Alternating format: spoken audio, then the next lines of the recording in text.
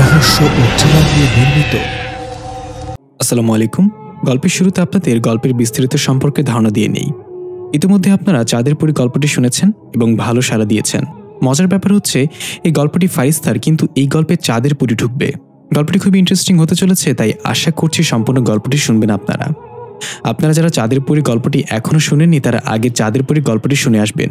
আজকের এই ঘটনাটি পাঠিয়েছেন গালিব আবরার। তাহলে চলে যাচ্ছি মূল ঘটনাতে। তার আগে সবার কাছে অনুরোধ থাকবে, যারা যারা চ্যানেলটি সাবস্ক্রাইব করেননি অবশ্যই সাবস্ক্রাইব করে নেবেন এবং লেখকের ফেসবুক পেজ ডেসক্রিপশন বক্সে দেওয়া আছে, অবশ্যই লাইক দিয়ে ফলো করে দিবেন। তো চলুন গল্পে যাওয়া যাক। রাত তখন ৩:৩২। আশপাশ সম্পূর্ণ নিস্তব্ধতায় মোড়া। হাসপাতালে সিকিউরিটি চেয়ারে বসে মাথা দেয়ালের সাথে লাগিয়ে নাসিকা গর্জন করে ঘুমাচ্ছে। হঠাৎ অ্যাম্বুলেন্সের সাইরেন শুনে সিকিউরিটি ধরফর করে ঘুম থেকে উঠে অজান্তেই সেলুট দিয়ে দাঁড়িয়ে গেল। খুব দ্রুত গতিতে একটা সাদা রঙের অ্যাম্বুলেন্স হাসপাতালে প্রবেশ করল। সোজা গিয়ে থামলো হাসপাতালের পুরনো মর্গ তথা লাশ কাটা ঘরের কাছে। অ্যাম্বুলেন্স থেকে দুজন স্টাফ নেমে ব্যাকডোর খুলে সাদা কাফনে মোড়ানো একটা লাশ অ্যাম্বুলেন্স থেকে নামিয়ে সেখানে মাটিতে রেখে দিল এবং তাড়াহুড়া করে অ্যাম্বুলেন্স উঠে আবার দ্রুত গতিতে চলে গেল। সবকিছু যেন খুব অল্প সময়ের মাঝে হয়ে গেল। সাদা কাফনে মোড়ানো লাশটা সেখানে পড়ে রইল। কিছুক্ষণ বাদে মর্গ থেকে দুজন নেশাগ্রস্ত লোক বের হয়ে এলো। তারা হেলে দুলে এসে লাশটাকে ধরে মর্গের ভেতরে নিয়ে গেল। লাশ কাটা টেবিলের উপর শুয়ে আস্তে আস্তে কাফনের কাপড়টা সরিয়ে দিল। দেখা গেল বিয়ের সাজে লাল শাড়ি পরা একটা অপরূপ সুন্দরী মেয়ে। মনে হচ্ছে আজকে মেয়েটার বিয়ে ছিল, কিন্তু তার আগে উপরালার মেহমান হয়ে গিয়েছে। মেয়েটার সৌন্দর্য দেখে এক নেশাখোর বলল, ভাই, এত সুন্দর একটা মেয়ে এই অল্প বয়সে মারা গেল, কি লাভ হলো এই সৌন্দর্য তাকে দান করে? আরেক নেশাখোর মেয়েটার গালে আঙ্গুল দিয়ে স্পর্শ করে কমনীয় ভঙ্গিতে বলল, সব সৌন্দর্য দেখে মুগ্ধতা ছড়ায় না ভাই, কিছু সৌন্দর্যের আড়ালে লুকিয়ে থাকে এক রাশ কষ্ট আর হতাশার গল্প। এর মাঝে ঠাস ঠাস করে মর্গের দরজায় কড়া নাড়ল কেউ। একজন এগিয়ে গিয়ে দরজা হালকা ফাঁক করে দেখলো কেউ নেই। একটু অবাক হয়ে দরজা বন্ধ করে আবার ফিরে এসে বলল, ভাই, দরজা তো কেউ নেই। আরেকজন বলল, আজকে নেশা হয়তো একটু বেশি হয়ে গিয়েছে, কেমন যেন সব অদ্ভুত লাগছে, চল কাজ শুরু করা যায়। তখনই আবার দরজায় ঠাস ঠাস করে বাড়ি পড়ল। এবার দুজনে বিরক্ত এগিয়ে গিয়ে দরজা পুরো খুলে দিয়ে একটু রাগান্বিত কণ্ঠে জিজ্ঞাসা করলো, এই কে বারবার বিরক্ত করছে, কে? দেখা গেল পুরাতন একটা শাড়ি পরিহিত বৃদ্ধা নালি লাঠিতে ভর দিয়ে দাঁড়িয়ে আছে। তাদের মাঝে একজন জিজ্ঞাসা করলো, এই বুড়ি, কে তুই? এত রাতে এখানে কি করিস? বৃদ্ধা মাথা তুলে অদ্ভুত এক হাসিতে বলল, আমার মায়াটা মইরা গেছে বাপ, আজকের বিয়া ওর কথা ছিল, কিন্তু তারা ওরে বাঁচতে দেয় নাই। এত কইরা কইলাম আমার ভুলের শাস্তি আমার মায়ের ডারে দিস না, তাও ওরে মায়েরা ফেললো। লোক দুটো অবাক হয়ে জিজ্ঞাসা করলো, একটু আগে যে লাল শাড়ি পরা মেয়েটা লাশ আসছে সেটা তোর মেয়ে বুড়ি? বৃদ্ধা গিয়ে সে লোক দুটার সামনে দাঁড়িয়ে বলল, হ বাপ, আমার মাইয়া নিজ হাতে কলিপিঠা কইরা ছোট থেকে বড় করছে। আমার মাইয়ার লাশটা কাটাকুটি করিস না বাপ, আমারে দিয়া দে। নেশার ঘরে থাকায় তারা বুঝতে পারল না বৃদ্ধার পাগুলো উল্টো আর চোখের মনি সম্পূর্ণ কালো রঙের। কিছু না বুঝে তাদের মাঝে একজন বৃদ্ধাকে বলল, দেয়া যাবে না তোর মেয়ের লাশ, আমাদের কাজ করতে দে বুড়ি, বিরক্ত করিস না। এ বলে দুজন মর্গের ভেতরে চলে গেল। পেছন থেকে বৃদ্ধা বারবার কাকুতে মিনতি করলেও তাদের মন গলিল না। তারা যখন ভেতরে এসে মেয়েটার লাশ কাটার জন্য তার বদন হতে শাড়ি খুলছিল, তখন আবার দরজায় শব্দ। খুব বিরক্ত হয়ে বলল, না, এই বুড়ি তো আমাদের কাজ করতে দিবে না। এক কাজ কর, তাকে ধরে নিয়ে হাসপাতালের বাইরে ছেড়ে দিয়ে আয়। কথা মতো একজন চলে গেল দরজা খুলে বুড়িকে বের করে দিতে। সে বের হতেই বুড়ি তার পায়ে পড়ে বলল, বাপ, আমরা শেষবারের মতো মায়াডারে একটু দেখতে দে, তারপর আমি চলে যাবো, খালি একটু দেখবো মায়াডারে। লোকটা একটু ভেবে বলল, ঠিক আছে, মনে থাকে যেন, দেখার পর আরে বিরক্ত করবি না, সোজা চলে যাবি এখান থেকে। বৃদ্ধা আশ্বাস দিল। তারপর লোকটা বৃদ্ধাকে নিয়ে ভেতরে গেল। অন্যজন জানতে চাইল, আরে তুই বুড়িকে ভেতরে কেন নিয়ে এসেছিস? সে বলল, একবার তার মেয়েকে দেখে চলে যাবে বলেছে, দেখতে দে শেষবারের মতো আদরের মেয়েকে। বৃদ্ধা কাঁপতে কাঁপতে এগিয়ে গেল মেয়েটার লাশের দিকে। ওই দুজন লোক পেছনে দাঁড়িয়ে আছে। বৃদ্ধা মেয়েটার লাশের কাছে গিয়ে চেহারায় হাত বোলাতে বোলাতে ঠোঁটের কোণে পৈশাচিক হাসি ভেসে উঠল। হঠাৎ বৃদ্ধার মুখ থেকে সাদা রঙের জোনাকি পোকার মতো কিছু একটা বের হয়ে মেয়েটার নাক দিয়ে প্রবেশ করলো। মেয়েটার মৃতদেহ হালকা কেঁপে উঠল। বৃদ্ধা মেয়েটার কানের কাছে মুখ নিয়ে আদরে গলায় ডাক দিল, সামারুন, এই সামারুন।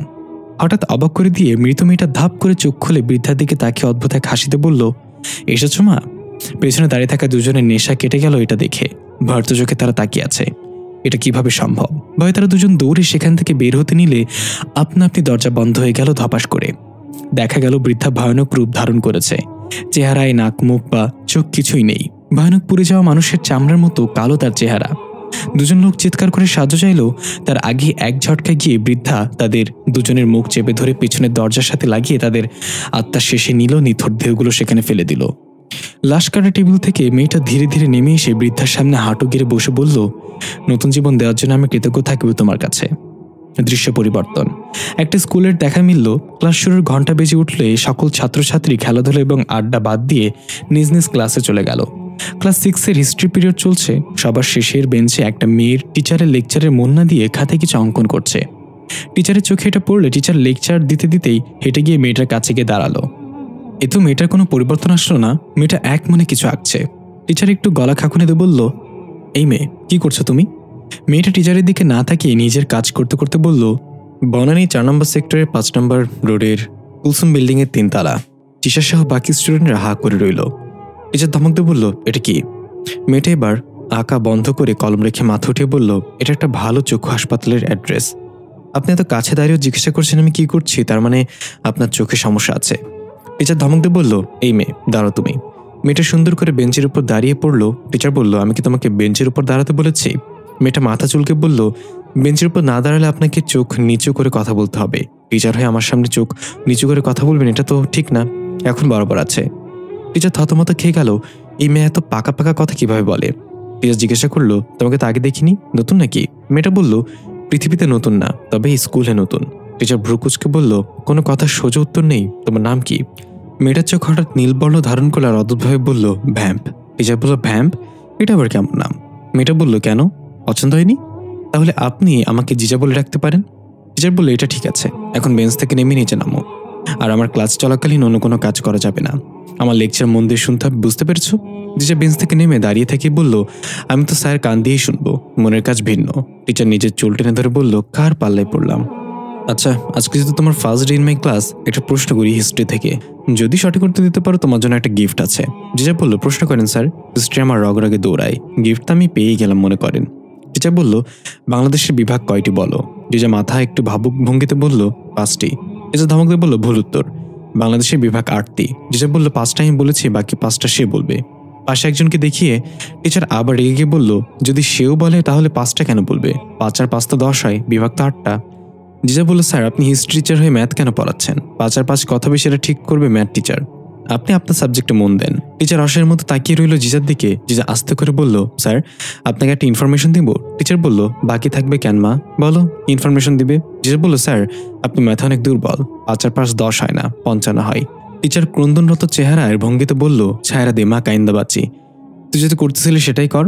ক্লাসের সব স্টুডেন্ট একসাথে হেসে উঠল। টিচার চলে গেল, সবাই জিজার সাথে পরিচিত হয়ে নিল। প্রথম দিনে জিজা বেশ ফেমাস হয়ে গেল ক্লাসে। আর জিজার নীল রং বর্ণ চোখ সবাইকে মুগ্ধ করেছিল। টিফিন টাইম চলছিল স্কুলে। জিজা পুকুরের ঘাটতলায় পানিতে পা ভিজে বসেছিল। পা দিয়ে পানি নেড়ে নেড়ে গুনগুন করে অন্য এক ভাষায় গান গাচ্ছিল। পুকুরের ছোট ছোট মাছগুলো জিজার পায়ে ঠোকর মারছিল। হঠাৎ জিজা খেয়াল করলো পুকুরের অন্য প্রান্তে তার বয়সে একটা মেয়ে দাঁড়িয়ে আছে, গাছের সাথে হেলান দিয়ে। মেয়েটা জিজার দিকে তাকিয়ে আছে আর এক দৃষ্টিতে। জিজা হাত দিয়ে হাই দিল মেয়েটাকে, কিন্তু মেয়েটা কোনো সাড়া দিল না। জিজা পুকুর থেকে পা তুলে পাশে রাখা জুতাগুলো হাতে নিয়ে পুকুরের ওই পারে মেয়েটার কাছে যাওয়ার জন্য পা বাড়ালো। এর মাঝে টিফিন টাইম শেষ হয়ে গেলে ক্লাসের ঘন্টা বেজে উঠল। এবার পুকুরের ওপারে তাকিয়ে দেখলো মেয়েটা সেখানে নেই। জিজা একটু অবাক হলো, মেয়েটা গেল কোথায়? এত তাড়াতাড়ি এই জায়গা ত্যাগ করা কোনো মানুষের পক্ষে সম্ভব না। তাহলে কি মেয়েটা? এসব ভাবতে ভাবতে ক্লাসে চলে গেল। পুরোটা সময় জিজা ক্লাসে মন বসাতে পারলো না। বারবার ওই মেয়েটার চেহারা ভেসে উঠছে। মেয়েটার আমার কাছে কিছু চাইতে এসেছে, তার চাহনিতে সেটা স্পষ্ট বোঝা যাচ্ছিল। আর মনে ক্লাস শেষ করে ছুটি হল স্কুল। জিজা ব্যাগ কাঁধে করে বাইরে এসে আশেপাশে তাকিয়ে কাউকে খুঁজতে লাগলো। বাম হাতে থাকা ডোরিমন ঘড়িটার দিকে তাকিয়ে বিরক্তি নিয়ে বলল, আজকেও লেট। ক্লাসমেটরা তাদের মা বাবার সাথে চলে যাচ্ছে। বাই জিজা, সি ইউ টুমারো। জিজা তাদের হাসি মুখে বলছে, টেক কেয়ার। তখনই দেখা গেল স্কুটি নিয়ে একটা মেয়ে এসে থামলো জিজার সামনে। জিজা কোমরে হাত দিয়ে চোখ বড় করে দাঁড়িয়ে আছে। মেয়েটা কান ধরে হেঁটে আসতে আসতে বলল, সরি মামুনি, অনেক ট্রাফিক ছিল রাস্তায়, তাই লেট হয়েছে। জিজা বলল, জানাত আন্টি, এসব বাহানা পুরনো হয়ে গিয়েছে, নতুন কিছু বলো। জানাত বলল, পুরনো হোক আর নতুন, যদি পৃথিবীতে বাংলাদেশ নামে কোনো দেশ নাও থাকে, তবুও বাংলাদেশের ট্রাফিক পৃথিবীর মানচিত্রে থেকেই যাবে। জিজা কি স্কুটিতে বসে বলল, তাহলে পৃথিবী ছেড়ে পাইথনের কাছে চলে যাচ্ছ না কেন? আর কত অপেক্ষা করাবে তাকে? বেচারা 2 পা দিয়ে চলতে চলতে 3 নাম্বার পা অচল হয়ে যাচ্ছে, সেই খেয়াল আছে তোমার? জানাত জিজার মাথায় টাপলি মেরে স্কুটি স্টার্ট করে বলল, চুপ কর বান্দর, মুখে কিছু আটকায় না তোর। এই বলে স্কুটি টান দিয়ে জিজা বলল, জানাত আন্টি থামো থামো। জানাত তাড়াতাড়ি স্কুটির সাইডে ব্রেক করে বলল, কি হয়েছে, থামালি কেন? জিজা কিছু না বলে স্কুটি থেকে নেমে রাস্তার ওপারে স্কুলের কিডস পার্কের দিকে হাঁটা দিল। জান্নাত ডাকতে লাগলো পিছন থেকে, এই কই যাস, দাঁড়া জিজা, আরে বলবি তো কোথায় যাচ্ছিস। উফ, এই ভ্যামকে কে সামলাবে। দেখা গেল পার্কের শেষ মাথায় দোলনায় বসে দোল খাচ্ছে সেই পুকুর পাড়ের ওই দাঁড়িয়ে থাকা মেয়েটি। জিজাকে তাকে দোলনা থেকে ধাক্কা দিতে দিতে বলল, কি তুমি? দোলনায় বসে থাকা মেয়েটার শক্ত গলায় বলল, আমার নাম সামারুন। জিজা দোলনা থামিয়ে সামারুনের পাশে গিয়ে বসে বলল, আচ্ছা তাহলে তোমার নাম সামারুন, তুমি কি কিছু বলতে চাও আমাকে? এর মাঝে জান্নাত এসে জিজাকে বলল, এই বান্দর, এভাবে ছুটে এখানে এলি কেন হঠাৎ এভাবে স্কুটি থামিয়ে, কি হয়েছে? জিজা বলল, সামারুন, এটা হলো জান্নাত আন্টি, যদিও নামাজ রোজার ধারধারি না, তবুও নাম জান্নাত। জান্নাত একটু অবাক হয়ে জিজ্ঞাসা করলো, তুই কার সাথে কথা বলছিস? সামারুনটা আবার কে? জিজা পাশে দেখিয়ে বলল, তাকে দেখতে পাচ্ছ না তুমি? সামারুন একটু হেসে বলল, সে আমাকে দেখতে পাবে না জিজা, আমি শুধু তোমার দৃষ্টিতেই দৃশ্যমান। জিজা অবাক হয়ে তাড়াতাড়ি সামারুনের পাশ থেকে উঠে বলল, তার মানে তুমি ভূত? সামারুন বলল, ভূত না বলে স্পিরিট বলো, তোমার সাহায্য চাই আমি। দৃশ্য পরিবর্তন। গভীর রাত, নদীর পানি কলকল শব্দ বয়ে যাচ্ছে। পার ঘেঁষে একটা ছোট্ট কুড়ে ঘর, পাটখড়ির বেড়ার ফাঁক দিয়ে হারিকেনের লালচে আলো দেখা যাচ্ছে। একটা খেক শিয়াল মাটির গন্ধে শুকতে শুকতে কুড়ে ঘরের নিকটে এলো। হঠাৎ শিয়ালটা কিছু একটা দেখে ভয় পেয়ে দাঁতগুলো হিংস্রভাবে বের করে গড়গড় শব্দ করতে লাগলো, আর এক পা দুই পা করে পিছিয়ে যেতে লাগলো। মনে হচ্ছে ঘরের ভেতর অস্বাভাবিক কিছু সে দেখেছে। হঠাৎ প্রচণ্ড শব্দে কুড়ে ঘরের দরজার ফাঁক দিয়ে একটা লম্বা হাত বেরিয়ে এসে একটানে শিয়ালটাকে ঘরের ভেতর নিয়ে গেল। বাইরে থেকে শিয়ালটার আত্মচিৎকার শোনা গেল। একসময় সেটা থেমে গেল। আমরা ঘরের ভেতরের দৃশ্য দেখতে পাই, মাটির একটি স্তূপের ওপর সেই মর্গের বৃদ্ধা আসন পেতে বসে আছে। তার ঠোঁটের কোণবে রক্ত গড়িয়ে পড়ছে। পাশে শিয়ালের রক্তবিহীন দেহটা পড়ে আছে। বৃদ্ধ হাত সাপের মতো লম্বা জিহ্বা বের করে মুখে লেগে থাকা রক্ত চেটে চেটে খেয়ে ঝাঁঝালো কণ্ঠে বলল, আমি মানুষের রক্ত চাই, পশু পাখির রক্ত খেয়ে আমি দুর্বল হয়ে যাচ্ছি। আমরা দেখতে পাই সামনে হাঁটু গেড়ে মাথা নিচু করে বসে আছে মর্গের সেই মৃত মেয়েটা, যাকে বৃদ্ধা সামারুন বলে সম্বোধন করেছিল। মেয়েটা বলল, তুমি আমাকে অনুমতি দিলে আমি তোমার জন্য জীবিত মানুষ ধরে নিয়ে আসবো মা। তুমি যতটা ঘৃণা করো মানুষকে, আমি তার চেয়ে বেশি ঘৃণা করি। এই শহরের শুধু মানুষের রক্তশূন্য দেহ পড়ে থাকবে। বৃদ্ধা বলল, না সামারুন, তুই এখন এটার জন্য প্রস্তুত না। সবে মাত্র তোর শরীরে পবিত্র আত্মা প্রবেশ করিয়েছি, এখনো তোর শরীর পুরোপুরি এটা গ্রহণ করতে পারিনি। মেয়েটা চোখ লাল করে বলল, আমাকে সামারুন বলে ডাকবে না দয়া করে, আমার নাম ভাসিলা। বৃদ্ধা অট্টহাসিতে বলল, তোর দেহটা ভাসিলা হলেও তোর মাঝে এখন যে আসছে সে সামারুন। সে তোকে আত্মা দান না করলে এতক্ষণে তুই মর্গে কাটাছেঁড়া শরীর নিয়ে পড়ে থাকতি। ভাসিলা বলল, আমি কখনো সামারুন হতে চাই না, আমাকে ভাসিলা হয়ে থাকতে দাও। এই কথা যেন তোমাকে দ্বিতীয়বার বলা না লাগে। এই বলে ভাসিলা ধীরে ধীরে দাঁড়িয়ে বেরিয়ে যেতে লাগলো ঘর থেকে। পেছন থেকে বৃদ্ধা ডাক দিয়ে বলল, যেখানে যার সকাল হওয়ার আগে ফিরে আসতে হবে, মনে থাকে যেন। ভাসিলা ঘর থেকে বের হয়ে চোখের পলকে হারিয়ে যাওয়ার মতো মিলে গেল। বৃদ্ধা অদ্ভুত একটা হাসি দিয়ে মনে মনে বলল, রাজা গারকুন, তুমি আমাকে ঘুল রাজ্য থেকে নির্বাসন করেছ। তুমি কি ভেবেছ আমি জানি না তোমার মেয়ে এই পৃথিবীতে আছে? এদিকে জিজা ছাদের রেলিংয়ের উপর বসে বাইরের দিকে পা দিয়ে ঝুলাচ্ছে। আকাশে অর্ধ চাঁদটা মেঘের আড়ালে ঢাকা পড়ে গেল। টিমটিম করে তারাগুলো জ্বলজ্বল করছে। আকাশের দিকে তাকিয়ে একা একাই বলল, খুব ব্যস্ত তোমরা তাই না? একজন আছে তার রাজ্য নিয়ে, আর একজন ট্রেনিংয়ের জন্য বিদেশে। এত করে বললাম আমাকে মারিদ্রাজে নিয়ে যেতে, রানী ফারিস্তা তো আমার কথা কানেই নেয় না। অমন কান থাকাচ্ছে না থাকা ভালো। আর মিস্টার তালিফের কথা নাই বা বললাম। এর মাঝে পেছন থেকে জানাতে সে ভৌ করে উঠল জিজাকে ভয় দেখানোর জন্য, কিন্তু জিজা ভয় না পেয়ে একটু হেসে বলল, তোমার পাইথন কি তোমাকে বলেনি আমাদের উপর ওসব কাজ করে না? জানাত বলল, সে আমাকে আরো অনেক কিছু বলেনি, এখনো তার মুখ থেকে ভালোবাসি কথাটা বের করতে পারলাম না। আবার অন্য কথা, জিজা বলল, ভালোবাসি কথাটা তার মুখ থেকে বের করতে হলে আগে তার মুখে সেটা ঢোকাতে হবে। জানাত জিজার পাশে বসে কৌতূহল হয়ে বলল, এটা কিভাবে করবো আমি?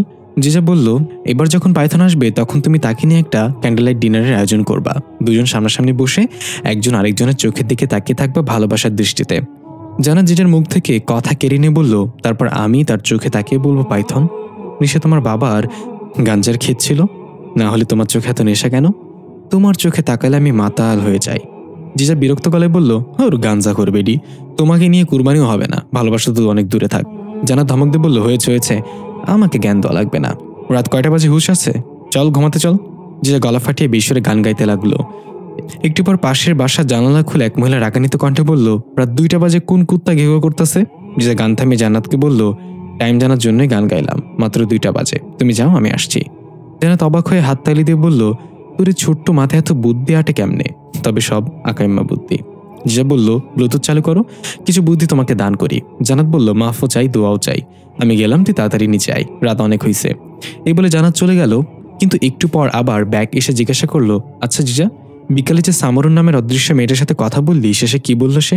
কি সাহায্য চাই তোর কাছে? জিজা বলল সে তার অতীত ভুলে গিয়েছে, তার নাম ছাড়ার কিছুই মনে নেই, কিভাবে মারা গেল, তার আপন বলতে কে কে আছে কিছু জানে না সে। জানাত বলল দেখিস, ভালো করে বুঝে শুনে তাকে বিশ্বাস করিস। তোর যদি কোনো ক্ষতি হয় তাহলে রানী ফারিস্তার আগে পাইথন আমাকে মেরে ফেলবে। জিজা বলল চিন্তা করো না, আমি বুঝে শুনে চিন্তাভাবনা করে সবসময় ভুল পথে পা বাড়াই, এবারও তার ব্যতিক্রম হবে না। জানাত কপাল চাপড়ে চলে গেল নিচে। জিজা মুচকি হেসে আবার পা ঝুলাতে লাগলো আর গুনগুন করে গান গাইতে লাগলো। হঠাৎ জিজার চোখ গেল রাস্তার দিকে। একটা লাল ড্রেস পরা মেয়ে হাঁটতে হাঁটতে সে থমকে দাঁড়িয়ে গেল। আশেপাশে তাকিয়ে কাউকে বা কিছু একটা খুঁজতে লাগলো। জিজা ছোট ছোট করে মাথা একটু এগিয়ে মেয়েটার চেহারা দেখার চেষ্টা করলো, কিন্তু বোঝা গেল না। হঠাৎ 4-5 জন বখাটে ছেলে ওদিক থেকে নেশাগ্রস্ত অবস্থায় আসছিল। তারা এত রাতে শুনশান রাস্তায় মেয়েটাকে দেখে টিচ করতে লাগলো বিভিন্নভাবে। একজন শীষ দিচ্ছিল, আরেকজন আবার তাচ্ছিল্যের হাসি হাসছিল। দুইজন মেয়েটাকে স্পর্শ করার চেষ্টা করলো। আশ্চর্যের বিষয়, মেয়েটার মাঝে তেমন কোনো প্রতিক্রিয়া নেই। সে চুপচাপ দাঁড়িয়ে সব মেনে নিচ্ছিল, কাউকে বাধাও দিচ্ছে না। কিন্তু জিজা এটা মেনে নিতে না পেরে ছাদের রেলিংয়ে দাঁড়িয়ে ডাক দিল, ভাইরা আমার। ছেলেগুলো থেমে গিয়ে খুঁজতে লাগলো কে ডাক দিল, কোথা থেকে ডাক দিল। লাল ড্রেস পরা মেয়েটা উপরের দিকে তাকিয়ে জিজার সাথে সাথে চোখ মেলালো। ছেলেগুলো দেখতে পেল একটা বাচ্চা মেয়ে 2 তলার ছাদের রেলিংয়ে দাঁড়িয়ে আছে, একদম কার্নিশ ঘেঁষে। ছেলেগুলোর মাঝে একজন বলল, এই পিচ্ছি, এত রাতে ছাদে কি, যা ভেতরে যা। এই বলে ছেলেগুলো আবার মেয়েটাকে টিচ করতে লাগলো। জিজা বলল, ভাই মেয়েটাকে যেতে দাও, না হয় তোমরা চলে যাও, এটাই শেষ সুযোগ তোমাদের। ছেলেগুলোর মাঝে একজন ধমক দিয়ে বলল, আর একটা কথা বললে উপরে এসে ধাক্কা দিয়ে ফেলে দেবো ছাদ থেকে। জিজা একটু মুচকে এসে বলল, তোমার কষ্ট করে উপরে আসবে কেন, আমি নিচে আসছি। এই বলে ছাদ থেকে লাফ দিল জিজা। ছেলেগুলো চিৎকার করে চোখ বন্ধ করে ফেললো। ধীরে ধীরে চোখ খুলে দেখতে পেল জিজা হাসি মুখে দাঁড়িয়ে আছে তাদের সামনে। জিজা হাত উঠে বলল, হ্যালো বখাটেস। ছেলেগুলো তাকিয়ে দেখলো লাফ দিয়ে যেখানটায় পড়েছে সেখানে পাকা সড়কটা দেবে গিয়েছে। ছেলেগুলো ভয় ভয় বলল, বাবা মাফ করে দাও, আমরা চলে যাচ্ছি। এই চল চল, এটা কোনো সাধারণ বাচ্চা না। তারা চলে যাচ্ছিল, যে অদ্ভুত এক কণ্ঠতে ডাক দিল, বখাটেস। তারা থেমে গিয়ে পেছনে তাকিয়ে কাপা কাপা গলায় বলল, চলে যাচ্ছে তো বাবু, আবার কেন ডাক দিলে? যে 1 পা 2 পা করে এগিয়ে গিয়ে একটা রহস্যময় হাসিতে একজনকে হাতের ইশারায় ছুঁড়ে ফেলে দিল। সে একটু দূরে গিয়ে পার্ক করে রাখা কালো একটা গাড়ির সাথে সাথে ধাক্কা খেল। গাড়িটা পেছনে গিয়ে গাছের সাথে ধাক্কা খেয়ে টু টু শব্দ করতে লাগলো। এটা দেখে বাকিগুলো ভয়ে চিৎকার করে ভৌ দৌড় দিল উল্টে পাল্টে। জিজা উচ্চস্বরে বলতে লাগলো, বলে আমার সামনে পড়বি না তোরা, মেরে হাড্ডি গুড্ডি পিষে ফেলবো। রাগে গজগজ করতে করতে এবার জিজা লাল ড্রেস পরা মেয়েটার দিকে এগিয়ে গেল। মেয়েটা এখনো শান্তভাবে দাঁড়িয়ে আছে। জিজা গিয়ে বলল, আপনি এত রাতে রাস্তার ঘোরাঘুরি করছেন কেন, বাসা কোথায় আপনার, আগে তো কখনো এখানে দেখিনি। মেয়েটা বলল, আমার নাম ভাসিলা, আমি এখানে নতুন এসেছি। কিন্তু তুমি কে, এত শক্তি তুমি কোথায় পেলে? জিজা তার কথা হিরিয়ে বলল, দেখুন ভ্যাসলিন আন্টি। মেয়েটা বলল, ভ্যাসলিন না ভাসিলা। যে বলল সে যাই হোক, আপনাকে তো আর লাগাচ্ছি না আমি। শোনেন, এত রাতে রাস্তায় ঘোরাঘুরি করবেন না এভাবে, প্রতিদিন আমি ছাদে আসি না, আজকে আমি দেখেছি বলে বেঁচে গিয়েছেন। ভাসিলা বলল, তুমি কিন্তু আমার প্রশ্নের উত্তর দাওনি, কে তুমি?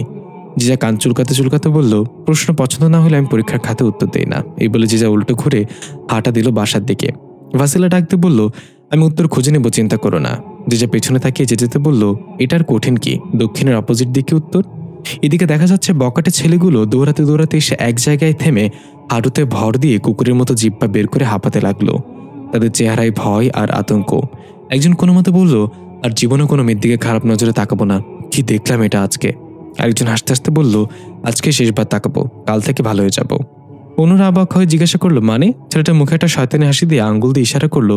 দেখা গেল লাল ড্রেস পরা মেয়েটা মানে ভাসিলা এদিকে হেঁটে আসছে। একটা ছেলে বলল, বাহ, শিকার তো দেখি পায়ে হেঁটে শিকারের কাছে আসছে। এই মেয়ের জন্য আমাদের বন্ধুত্বকে আহত অবস্থায় ফেলে পালিয়ে আসতে হয়েছে, একে তো আজ দেখে নেব। আরেকটা ছেলে বলল, ঠিক বলেছিস, কাল থেকে আমরা ভালো হয়ে যাব, আজকে শেষবারের মতো এনজয় করা যাক। ভাসিলা কাছাকাছি চলে আসলে ছেলেগুলো তার পথ আটকে দাঁড়িয়ে বলল, স্বেচ্ছায় যাবি নাকি জোর করতে হবে? ভাসিলা রক্তলাল ঠোঁটের কোন এক পৈশাচিক হাসি দিয়ে বলল, স্বেচ্ছায়। দৃশ্য পরিবর্তন। সামারুন সবুজে ঘেরা একটা মাঠে গন্তব্যহীনভাবে দৌড়াচ্ছে। আশেপাশে রং বেরঙের প্রজাপতি আর বিভিন্ন পাকপাখালি উড়ে বেড়াচ্ছে। হঠাৎ দৌড়াতে দৌড়াতে সামারুন পা পিছলে পড়ে গেল মুখ থুবড়ে। সামারুন অনুভব করলো তার সামনে কেউ এসে দাঁড়িয়েছে।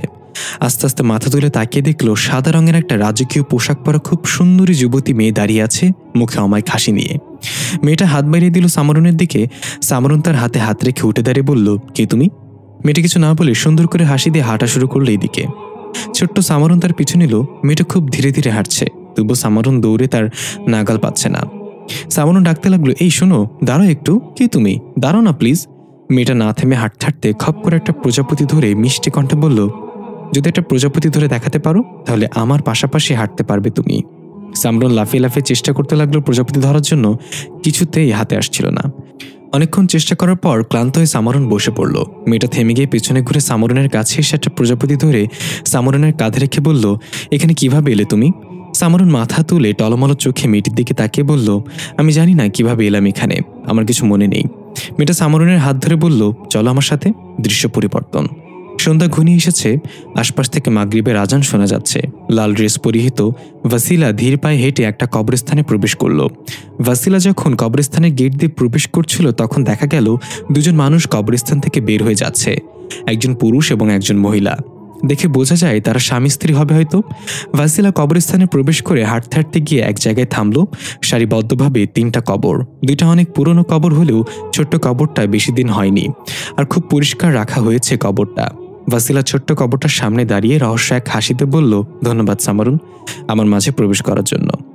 পরদিন সকালে জিজা স্কুলের ইউনিফর্ম পরে খাবার টেবিলে বসে টিভি অন করে নাস্তা করছিল। জান্নাত ওয়াশরুম থেকে জোরে জোরে বলল, জিজা তাড়াতাড়ি রেডি হয়ে নে, আমি যেন বের হয়ে দেখি তোর খাওয়া শেষ। জিজা মুখে ব্রেড পুরেতে বলল, আমি রেডি হয়ে বসে আছি, তুমি ওয়াশরুম থেকে গেলে মনে হয় সেখানে তোমার 14 বছরের জেল হয়েছে, বের হতেই চাও না একবার ঢুকলে। জান্নাত বলল, কি বুঝিনি তোর কথা, কার মাঝে লেগেছে, কারে মাইরা? জিজা বলল, তোমার বুঝতে হবে না, তাড়াতাড়ি বের হও, আমার স্কুলের সময় হয়ে যাচ্ছে। হঠাৎ জিজা চোখ গেল টিভির স্ক্রিনে। 4টা ছেলের রক্তশূন্য মৃতদেহ পাওয়া গিয়েছে রাস্তার পাশে। জিজা খাবার রেখে চেয়ার থেকে উঠে টেবিলের সামনে গিয়ে ভালো করে দেখলো, আরে এগুলো তো রাতের সেই বখাটে ছেলেগুলো, আমি তো তাদেরকে যেতে দিয়েছিলাম, তাহলে মারলো কে? তা আবার শরীর থেকে সমস্ত রক্ত শুষে, এটা আবার কিসের আলামত? এর মাঝে জান্নাত ওয়াশরুম থেকে বের হয়ে জিজাকে টিভির সামনে দাঁড়িয়ে থাকতে দেখে বলল, জিজা কি হয়েছে? জিজা পেছনে ঘুরে আবার চেয়ারে বসে বলল, কিছু না, তোমার কি ওয়াশরুমের কার্যক্রম শেষ হয়েছে? জান্নাত বলল, শেষের হলো কই, তোর স্কুলের সময় হয়ে যাচ্ছে তাই তাড়াতাড়ি বেরিয়ে এলাম। জিজা বলল, রাস্তায় যেতে যেতে করিও, না হলে ডাইপার পরে নাও, এখন চলো তাড়াতাড়ি। জান্নাত তাড়াহুড়া করে রেডি হয়ে এসে জিজার জুতার ফিতা বেঁধে দিতে দিতে বলল, বাসার সামনে একটা গাড়ি ভেঙে চুরে পড়ে আছে দেখলাম, শুনলাম একটা ছেলেকে আহত অবস্থায় হাসপাতালে নিয়ে যাওয়া হয়েছে। বলে দে এটা তুই করিসনি? জিজা বলল, আমি মিথ্যা কথা বলি না আন্টি। জান্নাত বলল, তোকে কতবার বলা হয়েছে নিজের শক্তি এভাবে প্রকাশ করা যাবে না, এটা যদি তালিফ বা রানী ফারিস্তা জানতে পারে তাহলে আমাকে ধমকাবে। জিজা বলল, ভয় পেও না, যদি তারা জানতে পারে তাহলে সব দোষ আমি তোমার উপর চাপিয়ে নিজেকে বাঁচিয়ে নেব, জানো না, বাপে বাঁচলে নিজের নাম। জান্নাত জিজার হাতে থাপ্পড় মেরে বলল, নিজে বাঁচলে বাপের নাম হবে ওটা। জিজা বলল, সেটা যাই হোক, এখন যেন তালিফ অথবা রানী ফারিস্তা জানতে না পারে, তাহলে তুমিও ফাঁসবে। এই বলে ব্যাগটা দিনে বের হয়ে গেল। জান্নাত চিন্তিত চেহারায় বলল, এই মেয়ে আমাকে কোন বিপদে ফেলে আল্লাহ জানে। দৃশ্য পরিবর্তন। ঘুরে ঘুরে ভাসিলা মৃতের মতো শুয়ে আছে একটা কফিন বক্সের মতো ভিতরে। বৃদ্ধা একটা ছোট্ট পাত্রে রক্তের সাথে এক ধরনের পাতার রস মিশিয়ে কাপা কাপা হাতে ভাসিলার মুখের দিকে এগিয়ে দিল। ভাসিলা কোনো নড়াচড়া করছে না দেখে বৃদ্ধা নিজের হাতে ভাসিলার মুখ হালকা ফাঁকা করে রক্ত মিশ্রিত রসটা ঢেলে দিল মুখে।